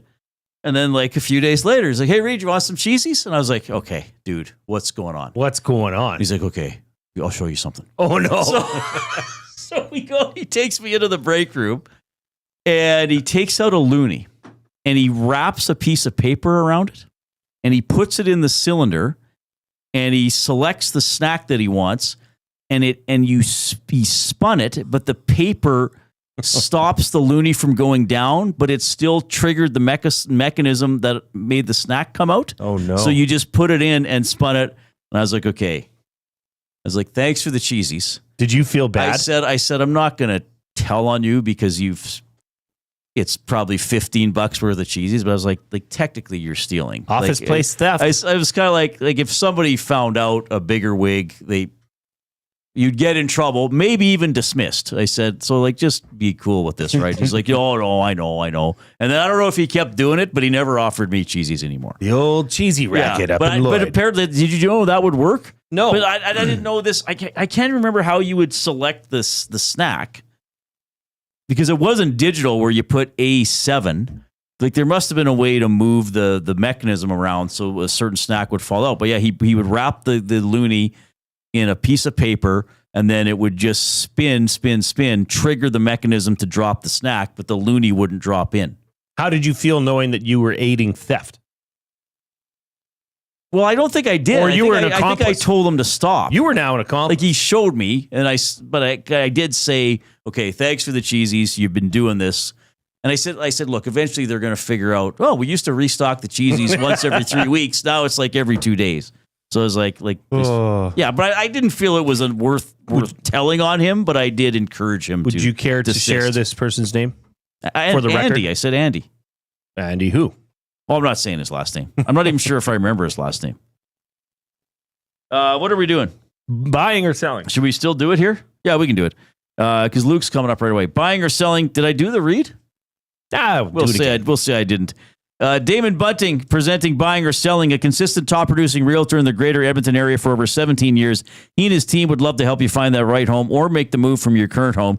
Community-driven, he understands what it takes to make a difference in our city. Check him out, DamonBunting.com, Instagram handle, Damon Bunting Real Estate. That could be an off-topic topic for a future day. The time you got more than you should have out of a vending machine, even on purpose, or because sometimes even on the digital ones, it'll be caught. Something will be caught, and two of them might. Like I think once at Ched, like I was buying nibs, and like it spun just an extra time that enough that the next nib fell out. So I'm like, okay, well, it's one extra bag. My daughter came back. We were at the Saville Center watching basketball, and she went to the vending machine, and she came back with like $12 in loonies and toonies. I said, what's going on here? What? So her and my other daughter found that the vending machine was clogged. Oh. So they got they had like a, what do you call it? A paper clip, and they straightened it out and fished out the original clogged coin. Okay. And then pressed the return button. Yeah. Ka-ching, ka-ching. No way. Ka-ching. $12.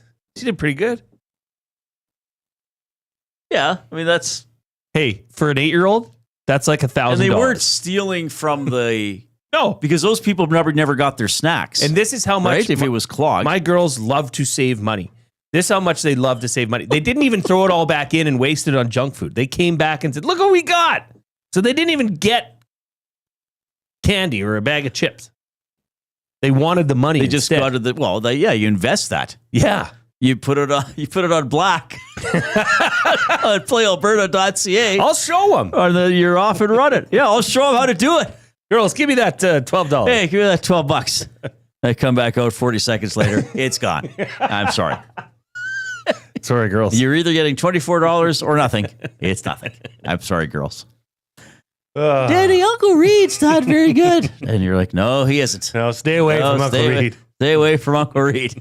That's the most money he's ever gambled on one spin. You should have known better. All right. Okay. Do your buying or selling, I guess, now. Will you go first?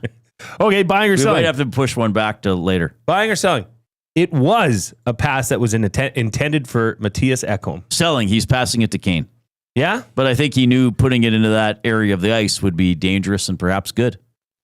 Yeah, I kind of think he was just trying to get it in, put it into traffic. He knew Evander Kane was crashing the net.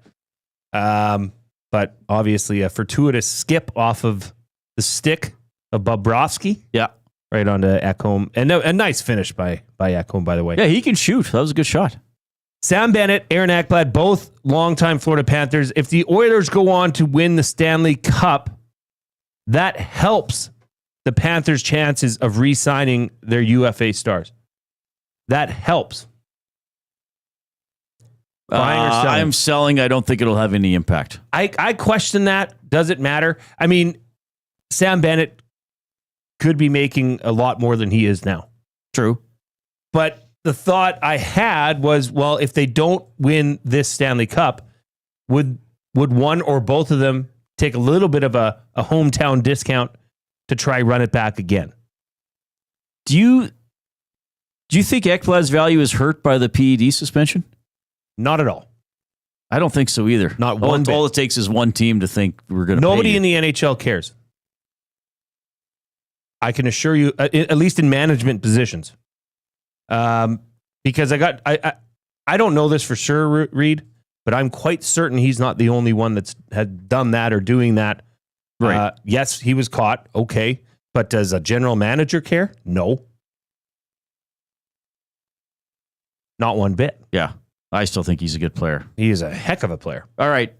Keep giving us the thumbs up on YouTube. We need about 14 or 15 to get to 155 for double worthy. We got to rally everybody. We got enough people in the stream that we should be able to hit 200. So some people are delaying pleasure, delaying their thumb. People in Do the not stream. delay. We got over 200 in less than 2 hours yesterday. Yes, we did. So we should be able to get to 200 in 3 hours today. Share the link with other people, not just to get the thumbs, but to keep spreading the great word about Edmonton Sports Talk and all the awesome work that we're doing here. Give a thumbs up for Luke Gazdic. And the awesome guests we have, like Luke Gazdic, who's coming up. Well, I got a buying or selling for you later. Maybe we'll combine it with the afternoon debate. Who knows?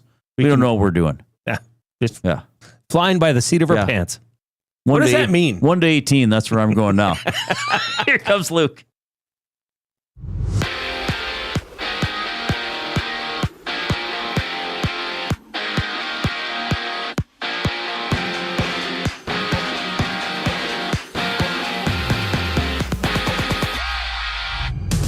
.41-year-old Aaron Rodgers is expected to sign a one-year contract with the Steelers. Multiple sources, including NFL Network's Tom Pelissero, breaking the news. In the CFL, the regular season gets underway tonight. Riders playing the Red Blacks. Kickoff is at 7. And from OKC, the Pacers challenge the Thunder in Game 1 of the NBA Finals. That one goes at 6:30. Baseball has 7 games wrapped up, 1 game live. Earlier, the Jays beat the Phillies 9-1 ahead of their series tomorrow against the Twins. And Toronto's Chris Bassett got player of the game, playing 7 innings, allowing just 5 hits, recording 6 strikeouts. Right now, it's the Mets up 5-4 over the Dodgers in the bottom of the 8th, while the Cubs and Nationals are warming up. For the Riverhawks, they host the Harbor Cats in their series closer at just after 7. Edmonton can get the sweep with the win tonight. And the Cactus Rats are on the road to play the Lethbridge Bulls. On the links, Cristobal de Solar and Thorbjorn Olsen share top spot at 9 under at the Canadian Open. Canadian Taylor Pendrith sits 4 back, tied for 8th at the end of round 1. This sports update is brought to you by Clover Bar Feeds. Clover Bar Feeds has all the animal feed you'll need. Get top-notch service and selection from their family-owned business. Visit Clover Bar Feeds at 200 Portage Close in Sherwood Park, or call them at 780-467-5014.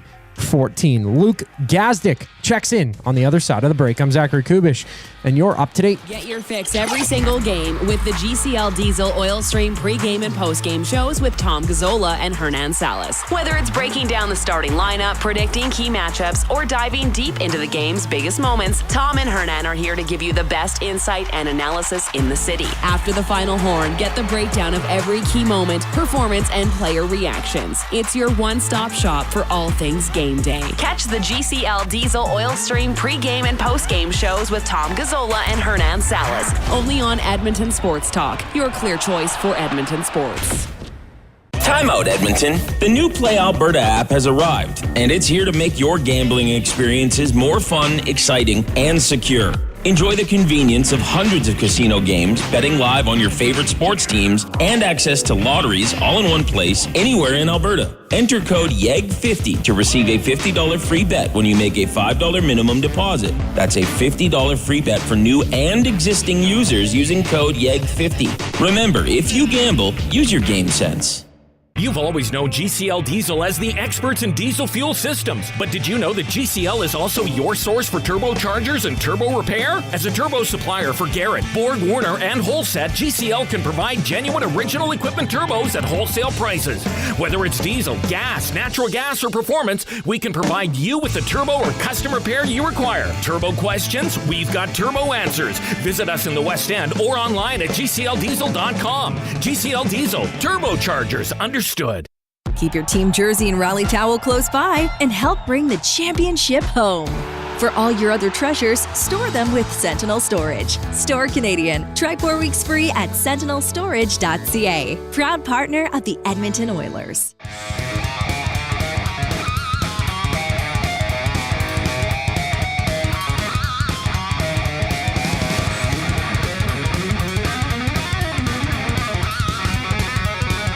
All right, great to have you tuning in this afternoon. Oh, my goodness, what a day. What a week here. Stanley Cup Final. Of course, a lot of the discussion on Edmonton Sports Talk presented by Play Alberta about that. We do have the Elks kicking off their season Saturday night in Vancouver against the BC Lions in about an hour, a little less than an hour. Elks defensive coordinator J.C. Sherritt will join us, which will be pretty fun to have a conversation with him. New segment on the show. And we introduced this company to you last week. It is the weekly connection for Connect Belts. It's time to simplify your life with Connect Belts. More than a good-looking belt, Connect offers a high-quality, no-holes belt. Whether you're on the course, in the office, or anywhere life takes you, Connect is the perfect fit belt you need to feel good. Get a Connect belt. You're supporting a 100% Canadian-owned company, owned and operated by U of A alum. Not Jay and I. other U of A alum.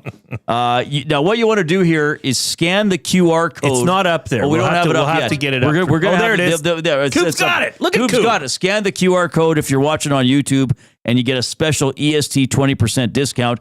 Live on air last week, Jay helped me set up my new Connect belt, and the new Connect belt attended its first Stanley Cup Final game. Oh, wow. Last night, and the Oilers won.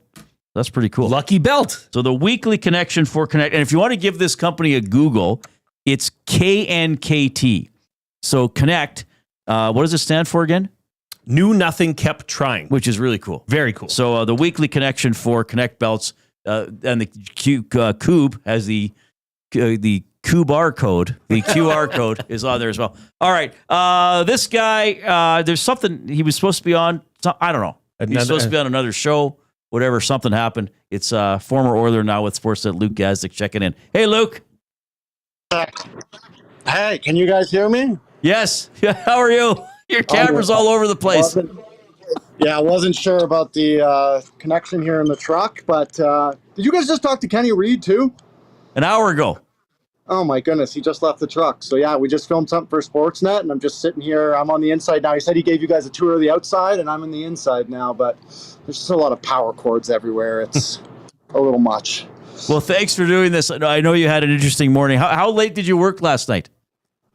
I think we carried it about 90 minutes after the end of the game. So I don't even know what time that was, but we went for about an hour and a half after, which I thought was going to be a long time, but honestly, we had so much stuff, and we ended up like not getting everything even we wanted in there. There was so much that happened in that game, and I told you guys this before too. It's like, as an analyst, when I'm watching the games as they're happening, I'm so focused on the micro and looking at little plays and period to period that sometimes I don't really appreciate the macro until I like go home and decompress and like sit back and realize what happened. And that's kind of what I felt last night, the overtime winner and everything. Just, it was a lot, but what an outstanding hockey game, guys. Well, I hop on our post-game show with Tom, and I said the Draisaitl goal 66 seconds into the game felt like it was 3 weeks ago by the time you go through the entire journey of that game.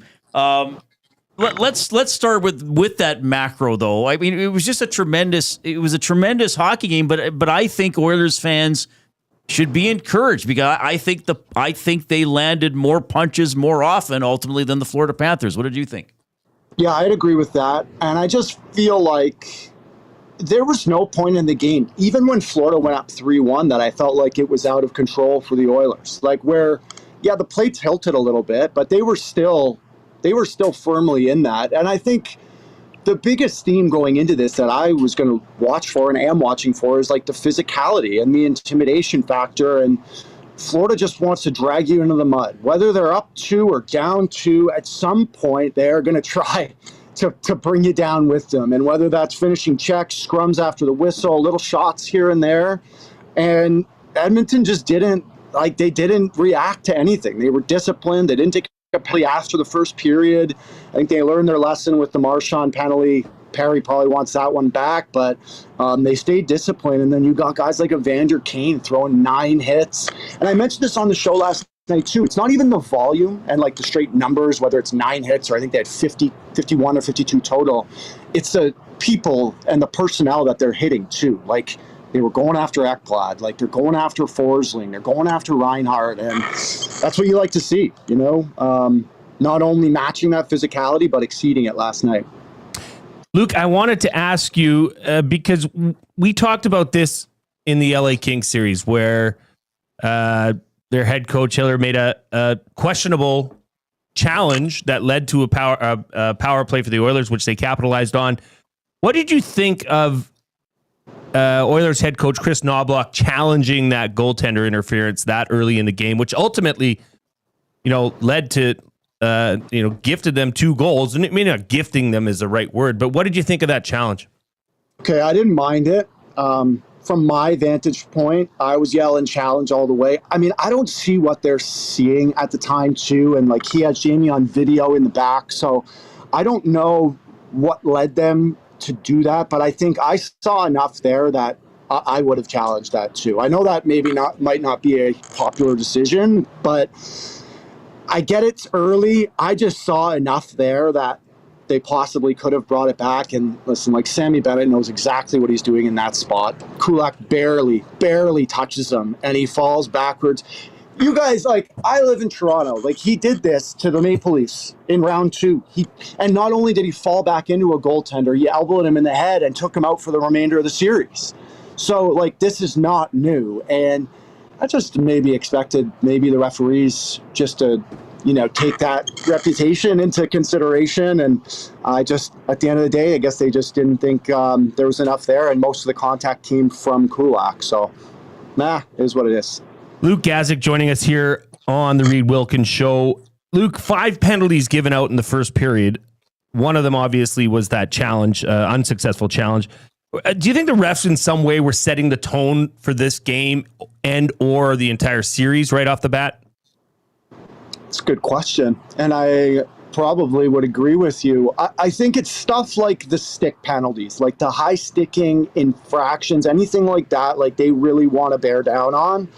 But I also think I give the players credit for playing a lot more disciplined past 2. Like, yeah, the refs probably sent them a message early saying, like, this is the standard. This is how we're going to be calling it. But I think the players did a good job at recognizing that. And Evander Kane, I'll go back to it, 9 hits. But how many times did you see him, like, flatten someone or get a shot and then just kind of, like, saunter away? So I think you're right. I think Stripes sent a message early, but those guys did a good job recognizing it at the situation in the game and knowing that these 2 power play units are so good. Like, you saw Edmonton's at the end of the game. That was as surgical as it gets. Like, you want to run around, you want to play aggressive on McDavid, Draisaitl, they're going to do exactly what they did last night and pass it through. So if the players didn't know before the first period, they know now. I talked about it last night. I did our noon show today with Joaquin Gage and Matt Cassian as well, 2 guys and a goalie. And I know everybody's in good shape, but I brought up fatigue in terms of Nosek, who I know didn't play a lot, but the game lasted a lot longer than a normal game in terms of him flipping the puck over the glass. And I even wonder if Florida showed some fatigue in their decision making and coverage on their PK. 2 guys going at Nuge, and then they didn't really just cover that very well. Like, you were a pro athlete. You're still in good shape, but I imagine when you played, you were even fitter. At what point in a game or in an evening might you think fatigue kicks in? And is it body fatigue, or is it your brain just doesn't work as quickly as you would like sometimes? Oh, I mean, it's both. It's physical and mental fatigue, but yeah, I played on the 4th line, and I think, me and Kenny were talking a lot about this in the post. I think Paul Maurice lost control of the matchup with his depth. So every Oiler on the 4th line played 13 or 14. 2 of them played 13. Janmark played 14. Nobody on Florida's 4th line played more than 9 minutes. I think 8:56 was the top. We lost your audio, Luke. Oh, it's back. You're back. I'm back? Yeah. If you don't have them in the mix, especially late in game, it's tough to just throw them back out there when they haven't been out there in a long time. And that's what happened in overtime. So I'm looking at Kenny, I go, if he doesn't get them out now and get skating now, then he's going to lose them for the game. Because you can't just go in double overtime and be like, oh, you guys haven't played in an hour and a half, we're gonna send you back out there. So I think that's where I see a bit of fatigue is Edmonton was rolling 4 and rolling 6, and the Cats weren't. So Paul will have to adjust with that, but it just depends on how much he trusts them. Luke Gazdic joining us from Ice District. I got a couple more for you here. Thanks for hopping on. I know it's busy. I know you were just doing some stuff for TV. Where were you when the overtime goal was scored, and what did you see and hear? We were in the truck. Right here, like I'm sitting in the same spot that I was with Moss Pit behind me and live TV in front of me. We're all ready to go, like, trying to determine what's going to happen next. Are we getting ready for another intermission? And as soon as that puck goes over the glass, I mean, it's easy to say this now, but you kind of think it's game over. Like, they have a chance to put them to bed with 1:40 or whatever it was, 2 minutes left in the game. And then from there, like I talked about, like it was so surgical. So McDavid the whole game loves to carry it up on the power play, right? So you can have a power play breakout, but when you have 97 on your team, you do a double drop back to him and you let him carry it. And that's what he did. But they started taking away the middle of the ice so hard. So they just forced him to the outside. And obviously, he's the best in the league at adjusting to coverage. Like, as soon as one lane gets taken away, he finds another one. And I think just watching them get chased by the Florida PK and moving the puck to places that the defenders aren't. And then Leon Schott, even on the back door, like, Connor's pass has probably 2 inches of sauce on it, and it's just how much he needs to get it to the backside. Like, everything about it was just poetry in motion, to be honest. And it was good that they got that too, because that power play's got to get going. 1 for 4 that's about all you have to do in a game, and timely clutch goals. So good adjustments by the Oiler PP for sure. All right, I'll wrap it up with kind of a fun one. Like dozens, hundreds of media people in town from a variety of different stations, national outlets. I mean, over the last 2 or 3 years, you've established yourself as a great broadcaster after your playing career. So some people might say you when I ask this question, but I want to know it from you, because you see, like it's all season long you don't see a lot of people, and now it's like, oh, there's Pierre LeBrun, there's Chris Johnston, there's Craig Button in town. You see so many people. So which media member, when you see or you run into, are you in awe of, that you're kind of like, I can't believe I'm covering the same series that this guy is, and you can't say me? Probably Ken Reid. Thank you. Right there. Just because he's sitting 3 feet from me. Come on in, buddy. Come on in. That is the correct answer. Chad didn't see me. He was in for a world of Junior B hurt. Yeah. So I'll give it to Reader. I will also say, seeing Henrik Lundqvist in person, that guy, he's a good-looking man, and he was a heck of a goaltender. So probably go with Hank as well. Now, are they in Ice? Because I'm not even sure where everybody is. Are they in Ice District, or are they in Studio 99? Everyone's inside, Okay. except for us. We're in the truck outside, but they're all lined up on the concourse, so mostly inside. Well, yeah, Lundqvist would be impressed, and apparently he's the most down to earth. Like a few years ago, a guy I used to work with, the Rangers were in town, and he saw Henrik Lundqvist by himself having a beer at the Pint.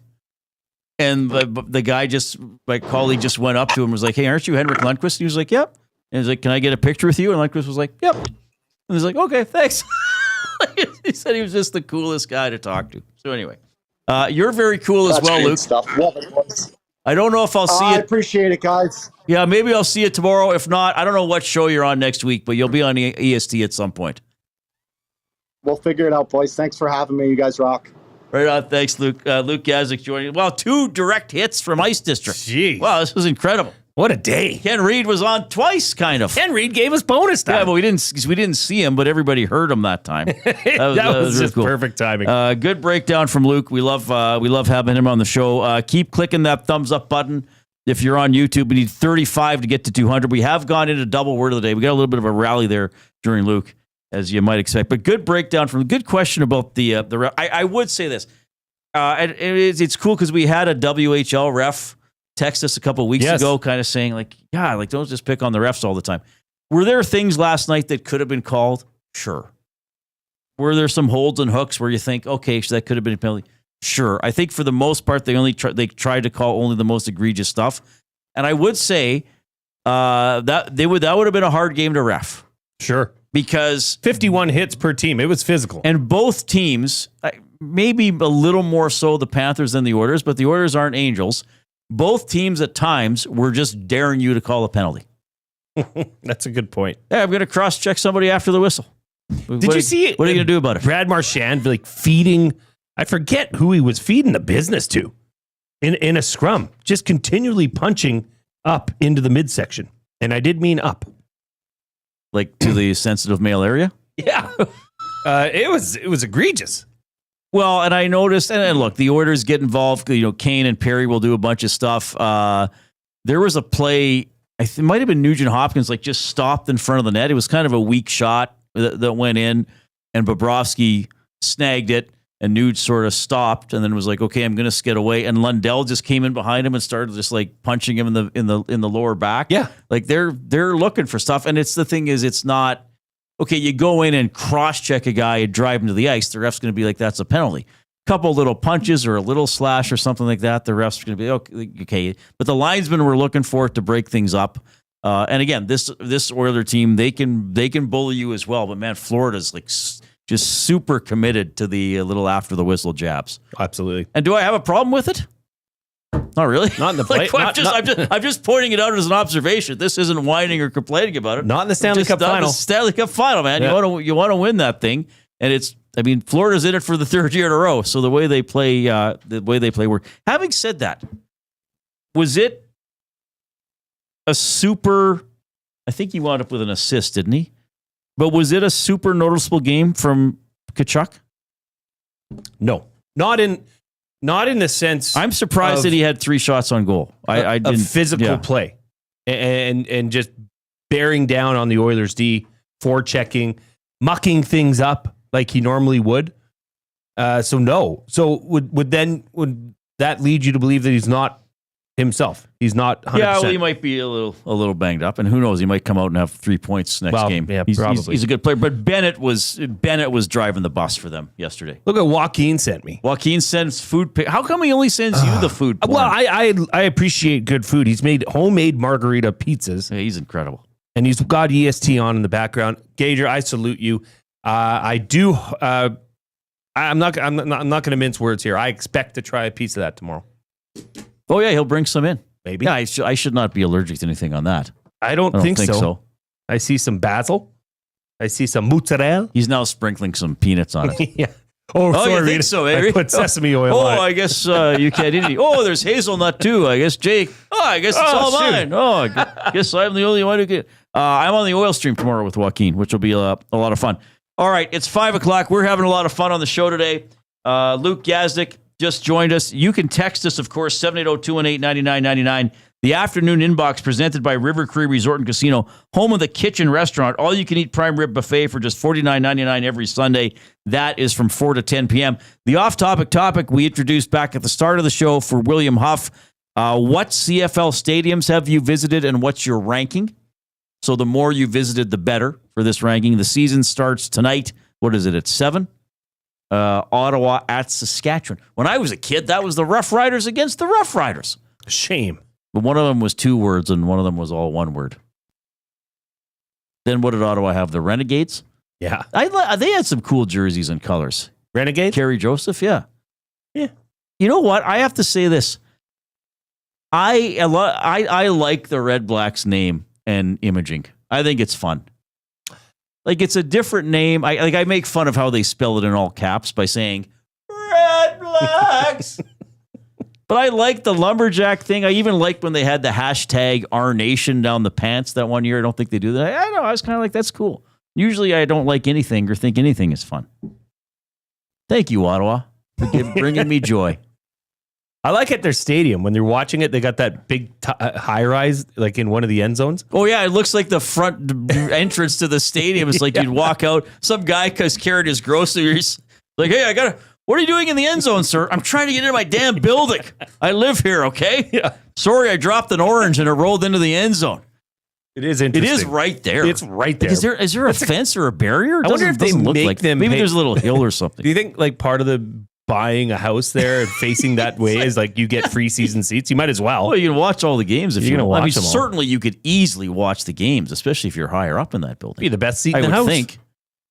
Doesn't Montreal have some nearby as well? Yeah, I think so. Did you ever go to that stadium? No, that's on the. What's the farthest east you played a U Sports game in? Laurier exhibition, or was it? Well, that was the East West Bowl, the U Sport or CIS the East West Bowl game type thing. Yeah. Okay, so that was like Windsor, Laurier. Windsor and Laurier share the same campus. Like one's north, one's south. They're Windsor and Laurier. Not Windsor, Waterloo. Right. Where Trey Ford played. Where I was born. Waterloo! Well, I don't know if I was born in Kitchener or Waterloo, but yeah. You don't know? I don't know which half the hospital was on. Well, I wasn't really conscious for it. Well, you don't remember your birth like Lieutenant Eric? No, I don't remember. That's a load. He's loading us up. He's pouring gravy all over us. Clear? Yeah. I don't think he remembers his birth. Nobody does. No, you got a little baby brain. If you remembered your birth, please tell us what happened. Yeah, but I was born in Kitchener-Waterloo. I don't know which half, because there's no barrier between the cities, right? Like, it's like you're driving and it's like, oh, now we're in the other one. Just the good half. Yeah, well, downtown, so Waterloo has both universities. Mm-hmm. And Waterloo kind of has the trendier downtown. Like, it's a little more white avish, their downtown. So they say Waterloo. Kitchener's a little more corporate. You're not corporate. No. You're Waterloo born. You're more Waterloo. More Waterloo than Kitchener, regardless of, what is it, the Grand River that runs through the city, I think? That might maybe be the divider. Ryan from Saskatchewan. I'll be there tonight. About 19,000 at Mosaic for the home opener on a Thursday night. That's incredible. We're late into the break. Coob is wondering when he's going to get to do his job. He'll do it right away. The EST Hangout. Initial thoughts, it was great. It was just a very fun game. I thoroughly enjoyed it. It had everything. It was physical. There was some scoring, coming down the stretch there. There was a lot of, the teams were playing great defense as well. So as a fan, it's everything you want in a game. The EST Hangout, presented by Sentinel Storage. Weekday mornings 9 to 11, only on Edmonton Sports Talk, your clear choice for Edmonton sports. Fridays just got a whole lot more fun. Spin the wheel at the banquet for your shot to win big and save on your bill. Spin, win, save. It's that easy. Details at thebanquetbar.com. The Banquet. Get real. Play hard. Timeout Edmonton. The new Play Alberta app has arrived, and it's here to make your gambling experiences more fun, exciting, and secure. Enjoy the convenience of hundreds of casino games, betting live on your favorite sports teams, and access to lotteries all in one place, anywhere in Alberta. Enter code YEG50 to receive a $50 free bet when you make a $5 minimum deposit. That's a $50 free bet for new and existing users using code YEG50. Remember, if you gamble, use your game sense. At Mind 360, we invite you to embark on your mental health journey in a safe and comfortable space. Conveniently located in St. Albert, Mind 360 has a diverse team of experienced clinicians that offer a broad range of tailored services for children, adults, and families. Furthermore, we are very proud to serve our military, veterans, and first responders. If you're looking for counseling, treatment, or assessment, understand that you are not alone. Contact Mind 360 at mind360.ca to book an appointment today. Looking for quality building materials and friendly advice? Visit us at Windsor Plywood Leduc, family owned and locally run since 1993. From interior materials for doors, flooring, baseboards, and all the finishing touches to all you need for your outdoor projects like cedar lumber for decks and fences, plus all the plywood you'd need. Our full-time on-staff carpenter can help with anything odd-sized or custom, and from domestic hardwoods to exotic selections, we've got you covered. And if we don't have it, we'll track it down for you. Windsor Plywood Leduc. We're the experts you need to know.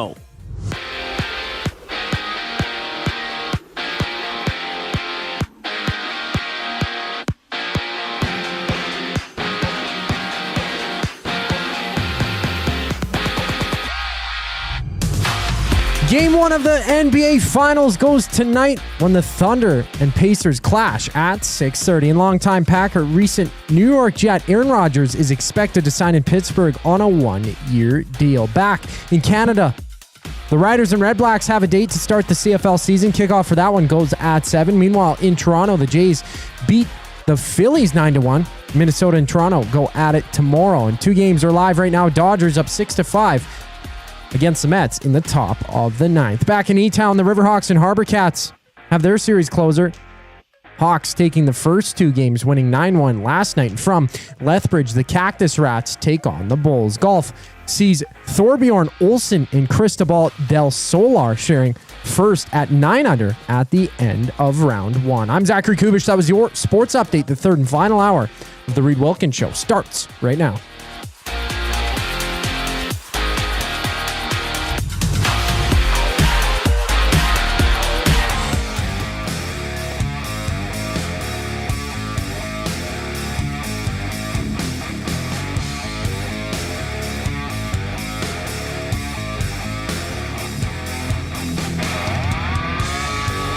All right. This is just such a joyous place to work. I really want to emphasize that. This is an incredible place to work here at Edmonton Sports Talk. What's Coob laughing at? Coob's laughing at me. The replay of your miming, I guess, or whatever you're doing. I was giving Jay a yellow card. Why? Because there was some soccer highlight on the TV. What would get... Okay, this is a good question. Sorry, meandering. Forgive me. That's fine.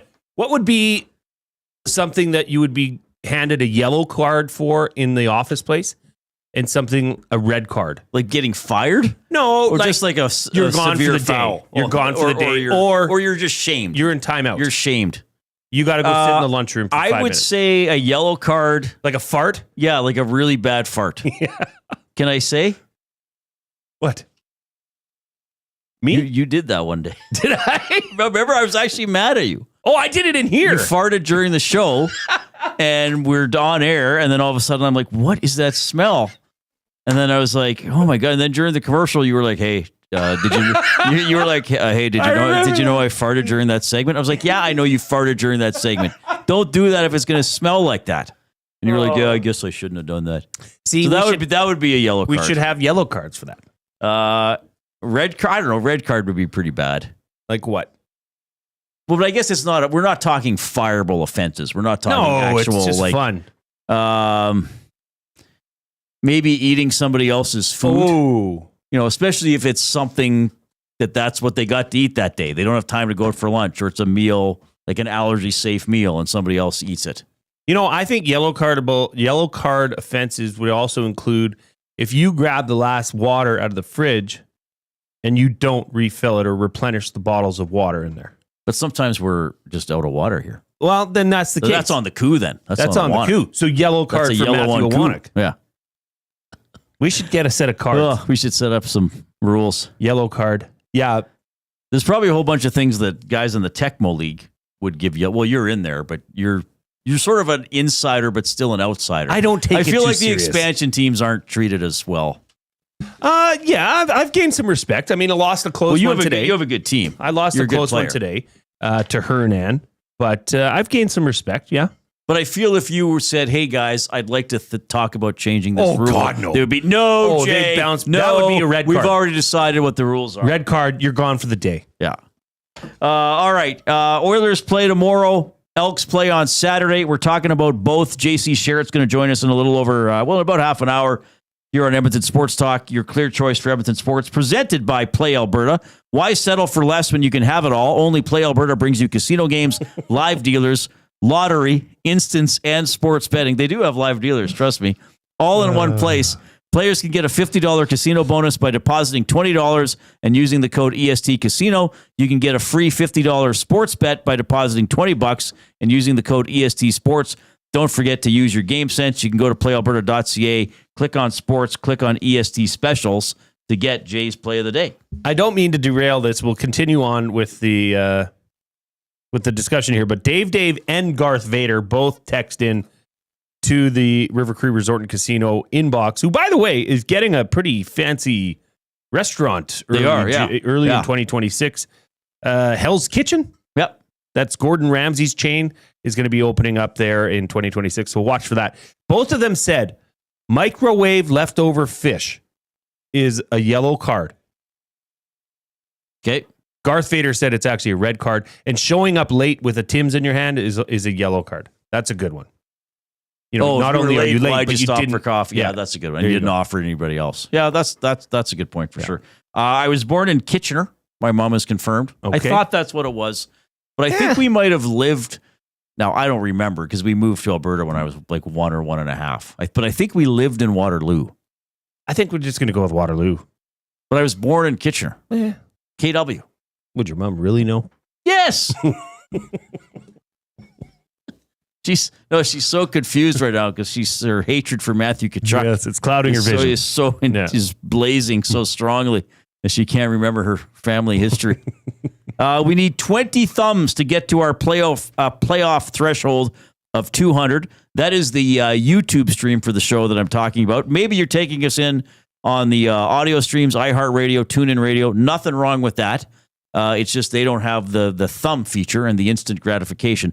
Now, we like the thumbs because it's cool, but we also like the thumbs because it seriously does help us build the show, the algorithm for the show. It's going to be Edmonton Sports Talk is going to be suggested to more people. So help build our audience, build those nasties up by clicking that thumbs up on YouTube. And if you are on the audio stream, if you got a couple seconds, at work, like tell your boss, like, hey, I got to go take a dump. And then you just actually go to the bathroom and bring up YouTube on your phone and give us a like. Should we do the afternoon debate after the 5:20 break? I don't know what's going on. And we'll just anymore. do your buying or selling now.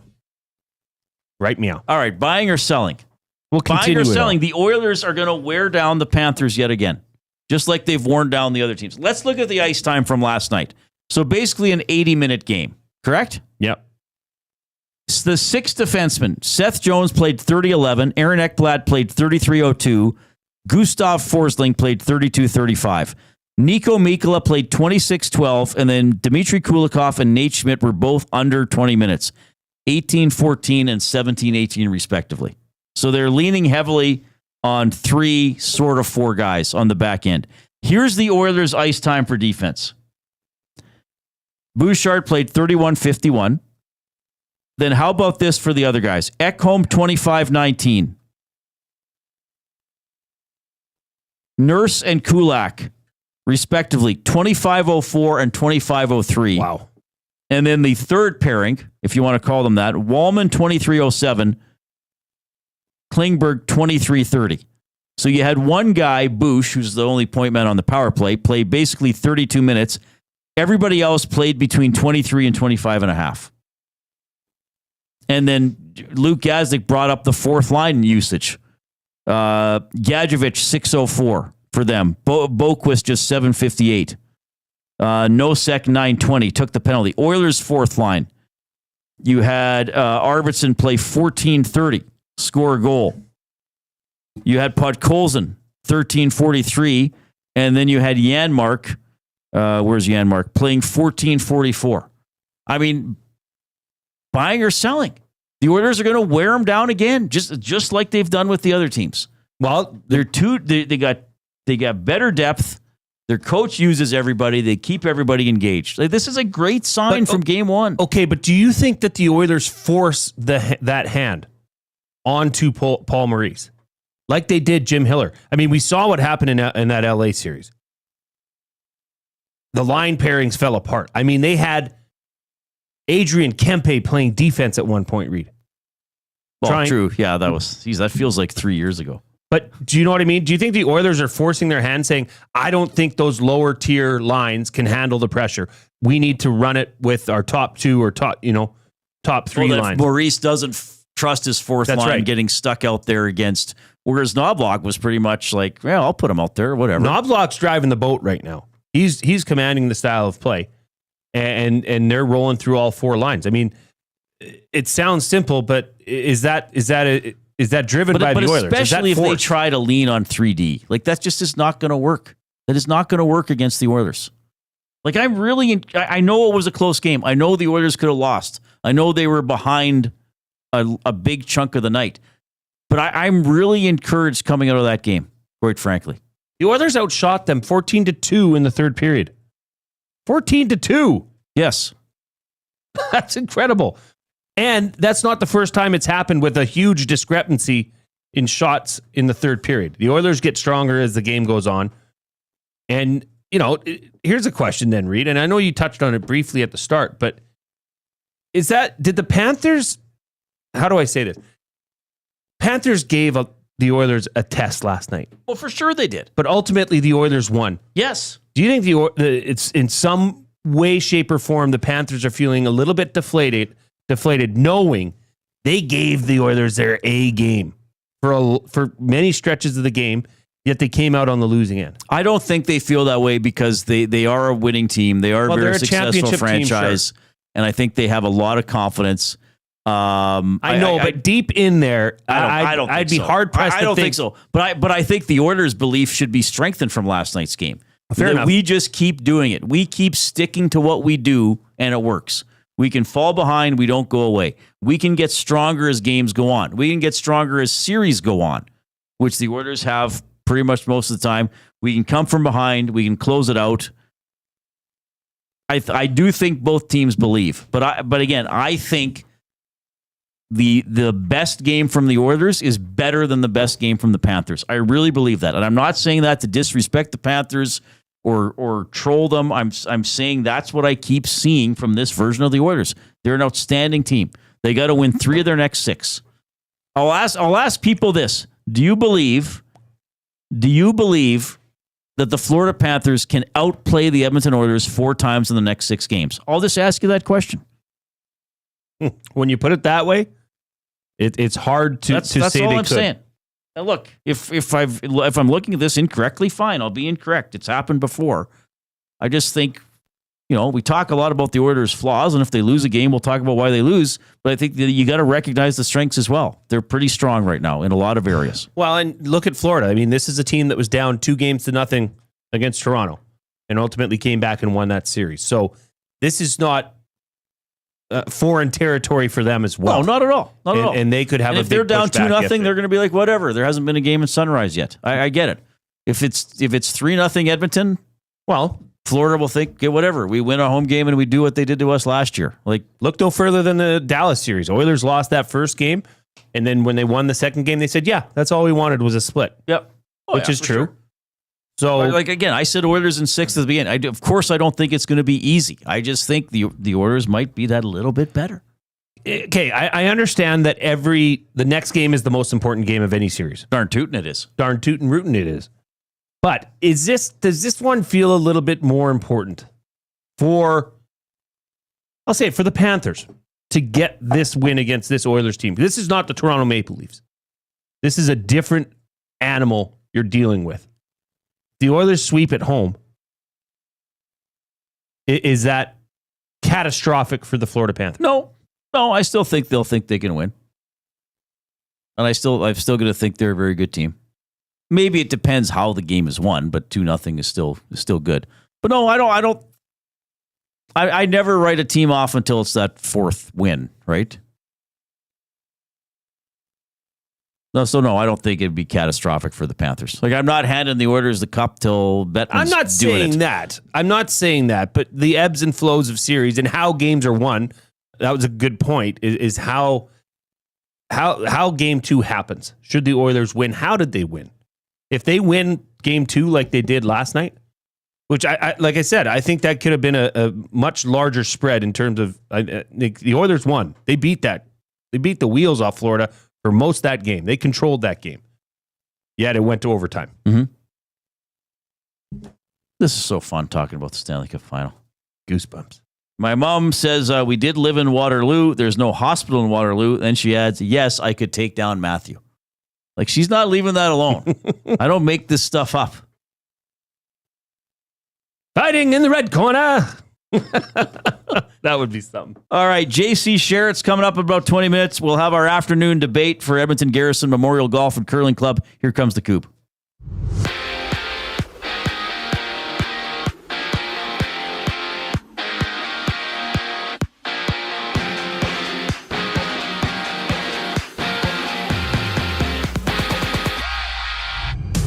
41-year-old Aaron Rodgers is expected to sign with the Steelers to return for his 21st NFL season. Ian Rappaport and Tom Pelissero from NFL Network breaking the news. Back up north, the Riders play host to the Red Blacks to open the CFL season. Kickoff is scheduled for 7. And NBA action has the finals starting with the Thunder meeting the Pacers at 6:30. OKC getting past Minnesota in 5 games, while the Pacers beat the Knicks in 6 to book their ticket to the final. In baseball, Toronto smacked the Phillies 9-1 at home. Toronto's Chris Bassett, the player of the game, having 6 strikeouts, allowing just 5 hits through 7 innings played. Twins and Jays open their series tomorrow. And right now, there's a pair of games underway. Cubs up 3-0 on the Nationals in the bottom of the second, while the Guardians and Yankees are runless early in the first. On the Lynx, it's a 2-way tie for top spot. Thorbjorn Olsen and Cristobal del Solar at 9 under. Canadian Taylor Pendrith sitting 4 back of first at 5 under. Tied for 9th place. This sports update is brought to you by Windsor Plywood Leduc, locally owned and operated since 1993. They have doors, flooring, baseboards, and of course, plywood. Go see the knowledgeable staff today at Windsor Plywood Leduc. More chat between Reid and Jay on the other side in the break. I'm Zachary Kubish. and you're up to date.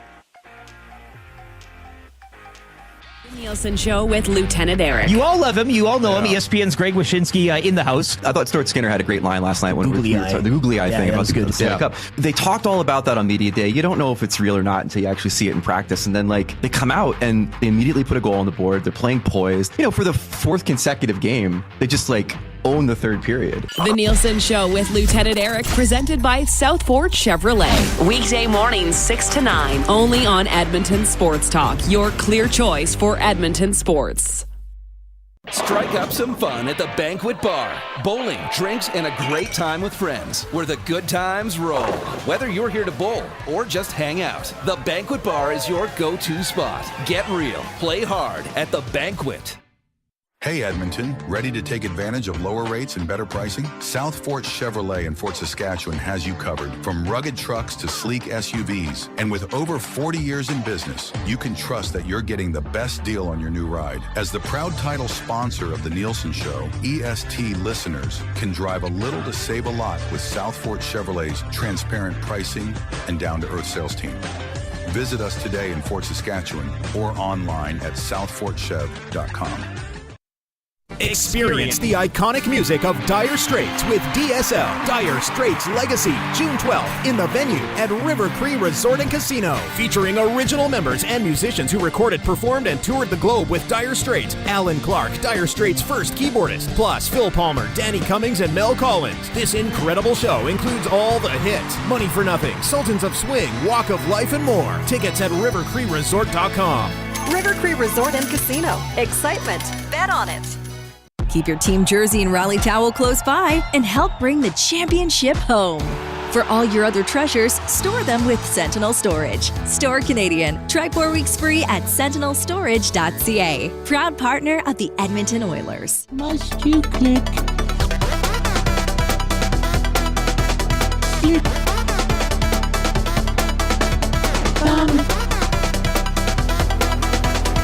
Must you click? All right, we need 10 thumbs to get to 200. Let's get in there. Picardy1 Kenobi in the Nasty Chat, responding to my talk about how the Oilers are playing in the Panthers, says, I don't think so, Reid. You haven't watched the Panthers enough. When you play them, you think you are doing pretty great, and then bang, they score 2 or 3 goals all of a sudden, and it's game over. Thank God Arvidsson scored and put the momentum back in the Oilers' favor. Without that quick goal, the crowd would have been out of it, and the Panthers would have closed out the 3-1 lead. Okay. First of all, I always respect your opinion. I've watched the Panthers quite a bit in the postseason. I think almost every game against the Leafs, maybe every game, and I watched the majority of the Eastern Conference Final. You may have noticed I've actually praised the Florida Panthers quite a bit. They're a good team. When you play them, you think you're doing pretty great, and then bang, they score 2 or 3 goals, and all of a sudden it's game over. Well, they scored 2 pretty quick goals yesterday. Fair comment, they can do that. They can strike quickly. You know who else has done that in the postseason? The Edmonton Oilers. Ask the LA Kings about some quick goals. Ask the Dallas Stars about the first 10 minutes of game 5. Okay? Just saying. Just saying. Thank God Arvidsson scored and put the momentum back in the Oilers. Well, yes, that's hockey. Like I don't like. I'm sorry. I'm not trying to be mouthy back to you, Picardy1 Kenobi, and you have a great handle. But thank God Arvidsson scored. Well, yes, that's how hockey works. Goals go in, and then you say, thank God that guy scored. That's the sport. You try to score, and sometimes the puck goes in. If Arvidsson hadn't scored, could have Florida won? Yes, maybe someone else scores for Edmonton and they win. But that's why they won, is because Arvidsson scored. I guess I'm just saying I'm not sure what you're telling me that I haven't already said. I have said the Panthers are good. I have said that they had this crazy stat that they led the NHL in the number of goals scored within 5 seconds of a turnover. Yes, they can strike quickly. I said they can do a lot of great things. What I'm saying is that I think the Oilers' best game might be better than the Panthers' best game. And we're going to see the Panthers' best game. And the very nature of what I predicted, Oilers in 6, would indicate that I think the Panthers are going to win 2 games. So I'm just to that listener. I'm not. I respect you're trying. I guess to be blunt, I respect you're trying to make an argument. You haven't done a good job doing it. Well, they haven't. It's an opinion more than an argument, I think. That was an opinion about Arvidsson scoring and putting the momentum back in the Oilers' favor. Right, but he did, like, it's a fact that he, like, you can what if it to death. Like, you can. What and that's a dangerous thing. What if that goal had been called goalie interference? True. Like, okay, would have been 10-1 Oilers. I'll say that. What if the Stanley Cup wasn't on the ice in the pregame? Yeah. What if? Bruh. I mean, stuff happens. I mean, yeah, I've seen Florida play quite a bit. I think they're an outstanding hockey team. Absolutely outstanding. I mean, there's a reason they've been in 3 consecutive Cup finals. There's a reason they controlled parts of the game yesterday. I think Edmonton controlled more. I wonder what David Lee Roth would think of Bacardi Juan Kenobi's thoughts. Well, Bacardi Juan Kenobi is not being mouthy at all. They've written back a nice message in the Nazi chat. I'm just saying. Yeah. You know what? I closed down my audio. I don't have it ready, Jay. I'm sorry. I failed us all. You can do the David Lee Roth. No, I can't. JC Sherritt's going to join us in about 10 minutes. It is time for the afternoon debate presented by Edmonton Garrison Memorial Golf Club. Fall in, golfers. Edmonton Garrison Memorial Golf Club. Open to the public. Memberships still available. Join the ranks today. Experience top-tier golf with a proud military tradition. For more info, visit egmgolf.com. All right. So we don't make a lot of predictions on this show, but we do playoff predictions, and we usually do stuff at the start of the season for NHL, NFL, and now for the first time, we're working together at the start of the CFL season, right? How about that? All right, so we're going to do, what are we going to do? Just the Grey Cup winner? What? You're not ranking every team. You're not saying which team's going to finish 8 and 10. You want to do the record for every team. I did not prepare that. Did you prepare that? You actually have that. I could, do your wins and losses won't. add up to the right total? So it balances didn't calculate. out? I don't have a calculator, Reid. Okay, well, this maybe I'm not doing. Sorry, man. Like I've been covering a team in the Stanley Cup Final. I didn't do as much. So you're above the CFL. I'm not above the CFL. You're above the CFL. I love the CFL. I want to talk about the Elks. I didn't look who the Ottawa Red Blacks' fourth string linebacker is. I'm sorry. Coob, when we interview JC Sherritt, can you just put under Reid's name person that's above the CFL, please? Okay. Okay, let's do this. I love the CFL. Reid, is the CFL impossible to predict as a whole? This is the afternoon debate. I think we should. I think for a team with so few teams, it's for quite a league hard, with 9 teams, it's quite hard to predict. It's almost impossible because I don't know. Well, like, I think I know so much why. Change, and here's the thing: it's not a league in which this team drafted this guy. Yeah, I mean, yes, they draft Canadian players. Some of these American players, it's like, who was Ricky Ray? You know, even when the Elks got Riley from the Lions, yeah, I don't know if they were thinking was that he was going to be that good, right? I mean, there's always some out of nowhere. Look at all the receivers the Elks had that were on the bench to start the season. We're like Walker, Zylstra, Duke Williams, the guys that came in and were excellent. You didn't know anything about them. Like it's so many wild cards in the CFL, and you're one injury at quarterback away from maybe being a contender to being garbage, quite frankly. Well, and the turnover and change from year to year, right, around the league makes it every team is not entirely new, but somewhat new every year. I mean, look at the Elks defense. It's a totally new defense. And we're going to find out with JC in a few minutes. We are. But here's something I'll say. So let's okay, can you handle this, Reidrick? Can you predict what the Elks record is going to be? Yeah, I'll gladly make that prediction. Are you going to save these somewhere? I will take a picture of it. Yeah.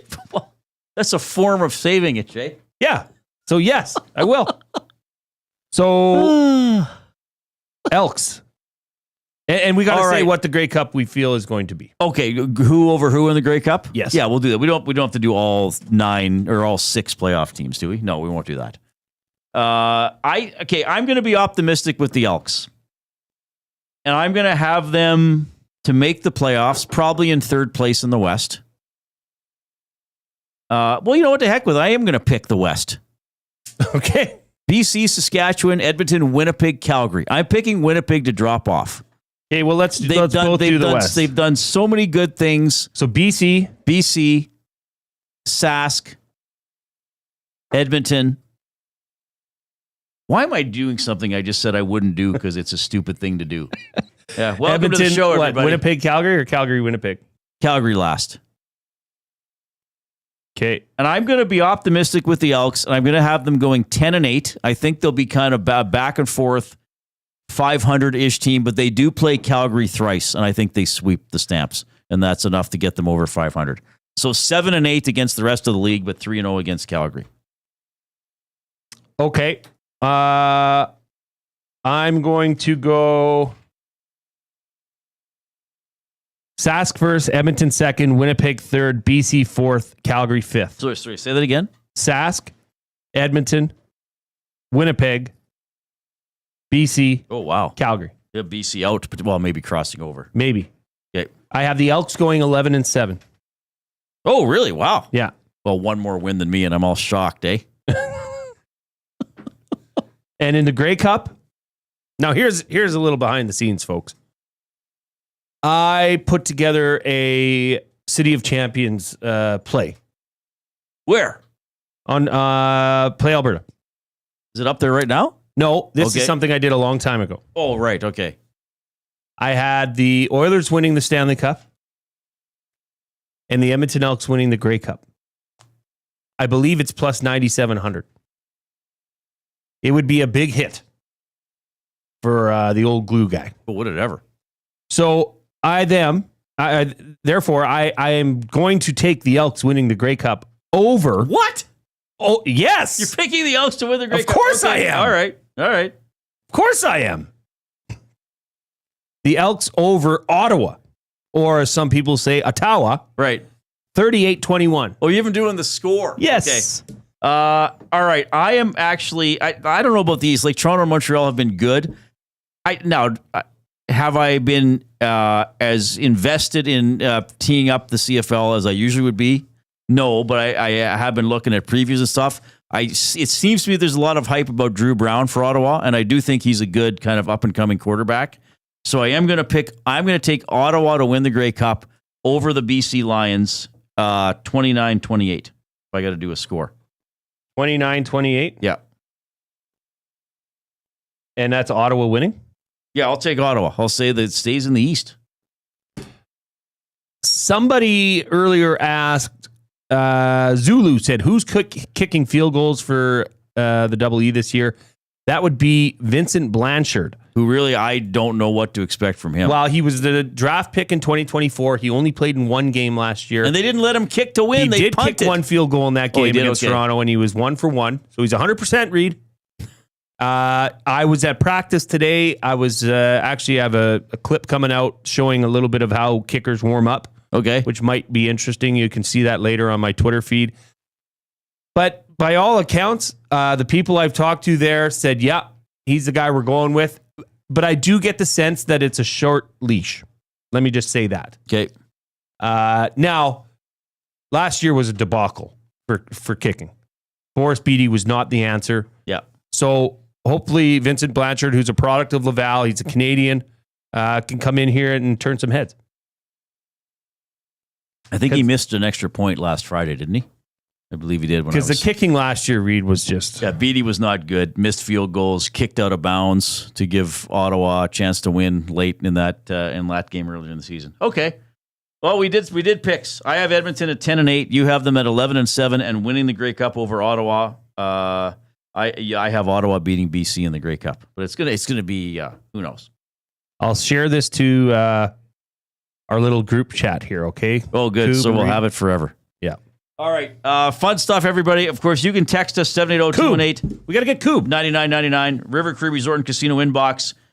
River Cree Resort and Casino featuring Italia Restaurant, home of the $6.99 brunch special from 11 a.m. to 4 p.m. on Sundays. Okay, we got to get JC on the line. So, sure. Coob, before we do word of the day, Coob will give us his Elks record and Grey Cup. Grey Cup, who beats who. Quick update, then JC Sherritt.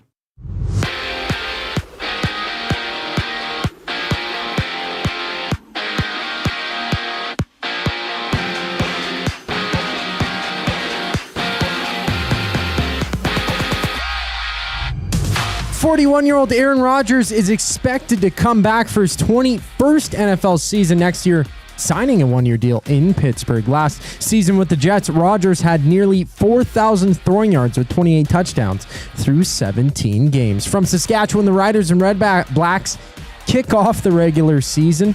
That one gets going at 7. On the court, Indiana visits OKC for Game 1 of the NBA Finals. Tip-off is at 6:30. 8 games wrapped up in baseball, including the Jays beating the Phillies 9-1. Right now, 3 games are live. Yankees and Guardians runless in the second, while the Cubs lead the Nationals 3-0 in the bottom of the third. Back in Edmonton, the Riverhawks are back in action, facing the Harbor Cats. Riverhawks finding a 9-1 win last night, first pitch just after 7. And at the Canadian Open, Cristobal Del Solar and Thorbjorn Olsen share first at 9-under entering round 2. Canadian Taylor Pendrith tied at 9th at 5-under through 18 holes played. This sports update is brought to you by Advantage Sports Medicine. Connor McDavid's got a team of specialists, and you're stuck with a bag of frozen peas. Get the same locker room approach that's trusted by the best in the game. Call them at 780-460-9977 or visit their website at AdvantageSportMed.ca to book an appointment today. JC Sherritt from the Elks joins us on the other side of the break. I'm Zachary Kubish, keeping you in the loop. Get your fix every single game with the GCL Diesel Oil Stream pregame and postgame shows with Tom Gazzola and Hernan Salas. Whether it's breaking down the starting lineup, predicting key matchups, or diving deep into the game's biggest moments, Tom and Hernan are here to give you the best insight and analysis in the city. After the final horn, get the breakdown of every key moment, performance, and player reactions. It's your one-stop shop for all things game day. Catch the GCL Diesel Oil Stream pregame and postgame shows with Tom Gazzola and Hernan Salas. Only on Edmonton Sports Talk, your clear choice for Edmonton sports.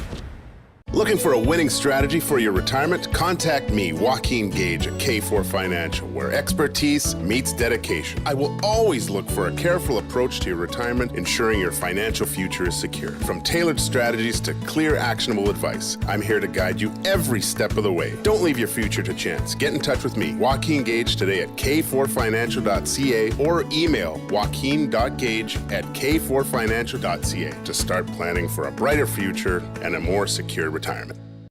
Hi there. If you're like me, you like to picture yourself in luxury, even though there's absolutely no way you could afford it. And if you can, well, even better. Thankfully, I picture myself in something that is luxury, but still absolutely affordable, like the all-new Mazda CX-90 from Park Mazda. With the new luxury features like facial recognition settings and quilted detail Napa leather seating, I can pretend to be comfortable with all of my proper settings activated without even touching a button, thanks to Mitch Lewicki and the great staff at Park Mazda. I like to picture Mitch Lewicki as a ninja fighting off evil samurai. Park Mazda, your dealer for life in Sherwood Park off Y Road, parkmazda.ca. Your brand deserves more than just a whisper, it deserves a buzz. At the Hive Product Marketing, they specialize in promotional products that bring the buzz. From eye-catching giveaways to unforgettable keepsakes, they got the perfect products to make your brand stand out and get noticed. Visit the Hive Product Marketing and let them create the buzz your business deserves. The Hive Product Marketing, the official merch partner of Edmonton Sports Talk. Visit them online at thehiveproductmarketing.com.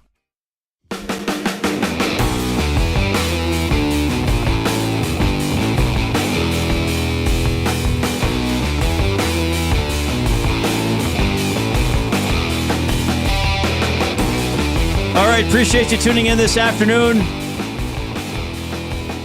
Oilers back at it tomorrow, Game 2 of the Cup Final. Florida Panthers. We'll have our GCL Diesel Oil Stream pregame show at 5 as the Oilers try to go up 2-0 in that series on Saturday. Jay and Matt will be on at 7 o'clock with the Green and Gold kickoff show leading into the regular season opener, Elks at Lions, and then they'll be on after the game as well. And pleased to welcome to the Reid Wilkins Show with Jay Milne, the defensive coordinator for the Edmonton Elks. It is JC Sherritt. JC, it's Reid and Jay. How are you doing?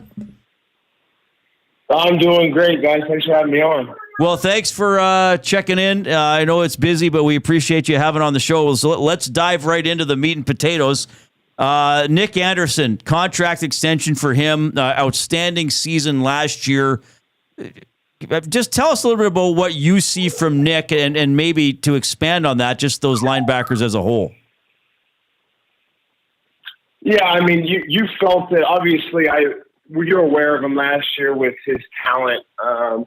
But the big thing that Nick has that separates him is the way he approaches each day as a professional. With the how we view the culture, how important that is to us with the double E and how things are done. He fits right in. Obviously, a very talented player, but the way he carries himself and goes about his business is probably his biggest attribute. JC Sherritt, Elks defensive coordinator, joining us here on the Reid Wilkins Show. JC, you inherited, or I guess the organization signed pretty much the entire Argonauts defensive line and even snagged their coach, for goodness sake. So how much did that accelerate learning or installation for you during training camp, knowing that those players knew each other, they've played with each other, they're brothers? How much did that help and speed things up for you during training camp? It helped every day.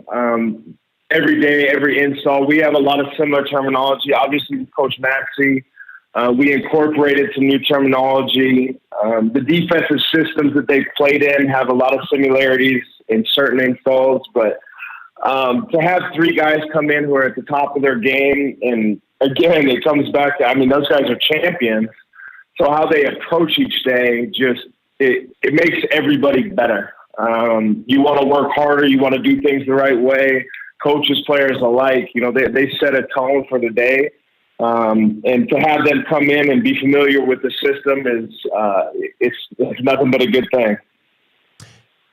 JC, last year, I know you weren't here with this organization at that time, but on the defensive side of things, the defensive line and the secondary needed some improvements, which obviously this organization and GM Ed Hervey came through with during free agency. But the secondary, how much has that changed, and how much, I guess, does it matter and mean having the veteran presence of Tyrell Ford and Royce Metier in the backfield or the defensive secondary for your team? They've been huge additions. And again, to be a young player or a player coming from an organization that maybe hasn't won a ton, when you see those guys and how they approach their business, how they handle themselves as professionals, is massive for us. And you talked about the learning curve.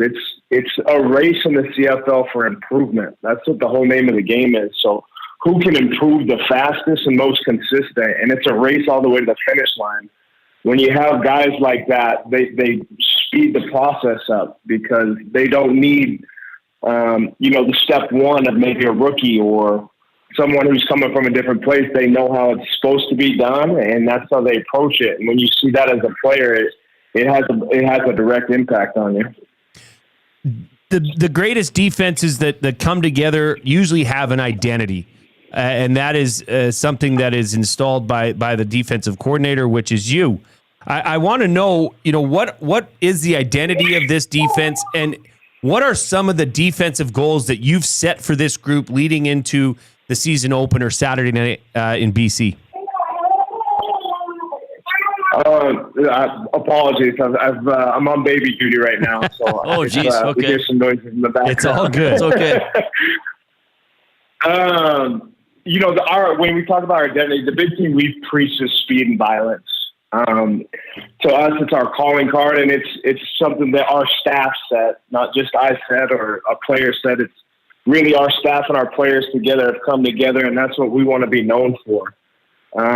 Because when you play, every defense has talent. I think we are extremely talented. But when you don't play with speed and violence as a cohesive unit in professional sports, all that talent, it goes right out the window. And I think they've done a very good job of holding each other accountable, coaches holding one another accountable, and their rooms accountable of speed and violence. Every play, consistent and overwhelming is what our goal is as a defense. All right, as we get ready here for the season opener, as I mentioned, out in BC on Saturday, what are you expecting? What do you have your players expecting to watch for or see? What have you seen in preseason from the BC Lions? Yeah, I mean, with Buck Pierce as the head coach and the OC, just a well-coached offense, an offense that executes, who knows what they are and what they want. At the same time, you're facing a very talented quarterback. So I think, you have expectations, but it's the first game of the year. There's coordinators and coaches and GMs in new places. And at the end of the day, you need to go out and play football as a unit with speed and violence, play cohesive and trust each other. And we'll expect some things to go sideways. We'll expect some new looks, some trick plays, simulators of Winnipeg offense that we've seen in the past. But with game one, I think you go out and you play fast and confident and trust the work that you put in through training camp. All right, JC, thanks for doing this, especially when you're trying to play some man-to-man against the baby. But we really love having you on the show. I got her in this. I got her in the stroller in the indoor. We got a wood floor, so it's actually perfect. I've got a good trick up my sleeve. Okay, that's all right. Hey, all the best this season. Thanks for hopping on the show with us, and have a great start against the Lions on Saturday night. Awesome. Thanks for having me on, guys. I appreciate it. That was JC Sherritt, who was a great player in green and gold, and now back as the defensive coordinator. Speed and violence. Wow. Okay. Hopefully without penalties for the violence part. But I think I know what he's going for an attitude there. If there's a few flags thrown for the violent part, that's okay. You're fine with that. I'm fine with that. That's fine. Game. All right. That was JC Sherritt checking in. And we'll have plenty of Elks coverage on Saturday, leading into that game, and of course throughout their season here on Edmonton Sports Talk. Jay and I are coming to you from the Banquet Studio. Spin to Win Fridays at the Banquet, so that's coming up tomorrow. Spin the wheel for a chance to win big and save on your bill. Details at thebanquetbar.com. All right, we have exceeded 200 thumbs. Excellent job, Nasties. Thanks for keeping our playoff streak alive. We are going to get to a double word of the day. But we're going to let the Coob, you got to chime in with your prediction for the Elks record and who beats who in the Grey Cup. Well, very boring. I think this is a pretty common thought among all of us here at EST. I think the Elks are going to go 10-7. 10-8. With a tie? Are you actually predicting a tie? 10-7-1? 10-7-1. Just go 10-7-1. Okay, I did the math wrong. I counted them all. Yeah. That's okay. Yeah. It happens. And then 18-game season. 10-7-1. Coop's got a tie for the Elks. That's I love amazing. It. That's sure, awesome. Let's do it. What a pick. 10-7-1. And Why Grey not? Cup? Grey Cup, Als over Riders. That could happen. We know a guy on the Alouettes. We do. He was the real J Law. He was watching the Oilers game last night quite intently. Doesn't he already have 3 texted rings? Me. Yes, he does. Only 2 that he likes. Oh, get over it. He was on the winning team in Calgary. But even he says it's like, I don't care. You're on. You have the ring. He has 3 rings. So Justin Lawrence's fiance was shown on the Jumbotron during the anthems yesterday. Really? Yes, because I was like, wait a minute. And I texted Justin. I was like, is your fiance at the game? He's like, yeah, with her sister. And I was like, they were just on the Jumbotron. Get out of here. All right. Dave the Welder says Jay's new name is Jay On Glue Guy after picking the Elks to win the Grey Cup. Yeah, even I hope the team does well. Even I'm not that optimistic. Reid, I'm kind of obligated to do that. Because you bet money on them? Well, yeah, put a little sprinkle. Yeah, but like I don't have to go around picking red things for everything. Touche. All right, double word of the day, baby. Let's go. The word of the day with Reid and Jay. Oh, I'm sorry. Did I break your concentration? What do they got to say? Say what again? Say what again? I dare you. Let's find out. English, do you speak it? Then you know what I'm saying. Okay. First word of the day, trafficator. Trafficator. Yeah. Holy guacamole. Well, I'm just going to go with the most obvious spelling I can think of. Trafficator. Trafficator. So it's the word traffic and with ator on the end. Don't overthink the definition, Reid. It is someone who studies traffic patterns. No! Oh, I didn't get it. Okay. But that was a reasonable guess, was it not? Yeah, it's a blinker. Or a turn signal on a vehicle. I thought it was I was thinking it was a person. 1 for 2. Trafficator is another word for your turn signal. Apparently. I'm going to activate the trafficator. Say that next time you're driving with somebody. Second word of the day, pittance. Pittance. Or as the English say, pittance. I believe it is Pittance.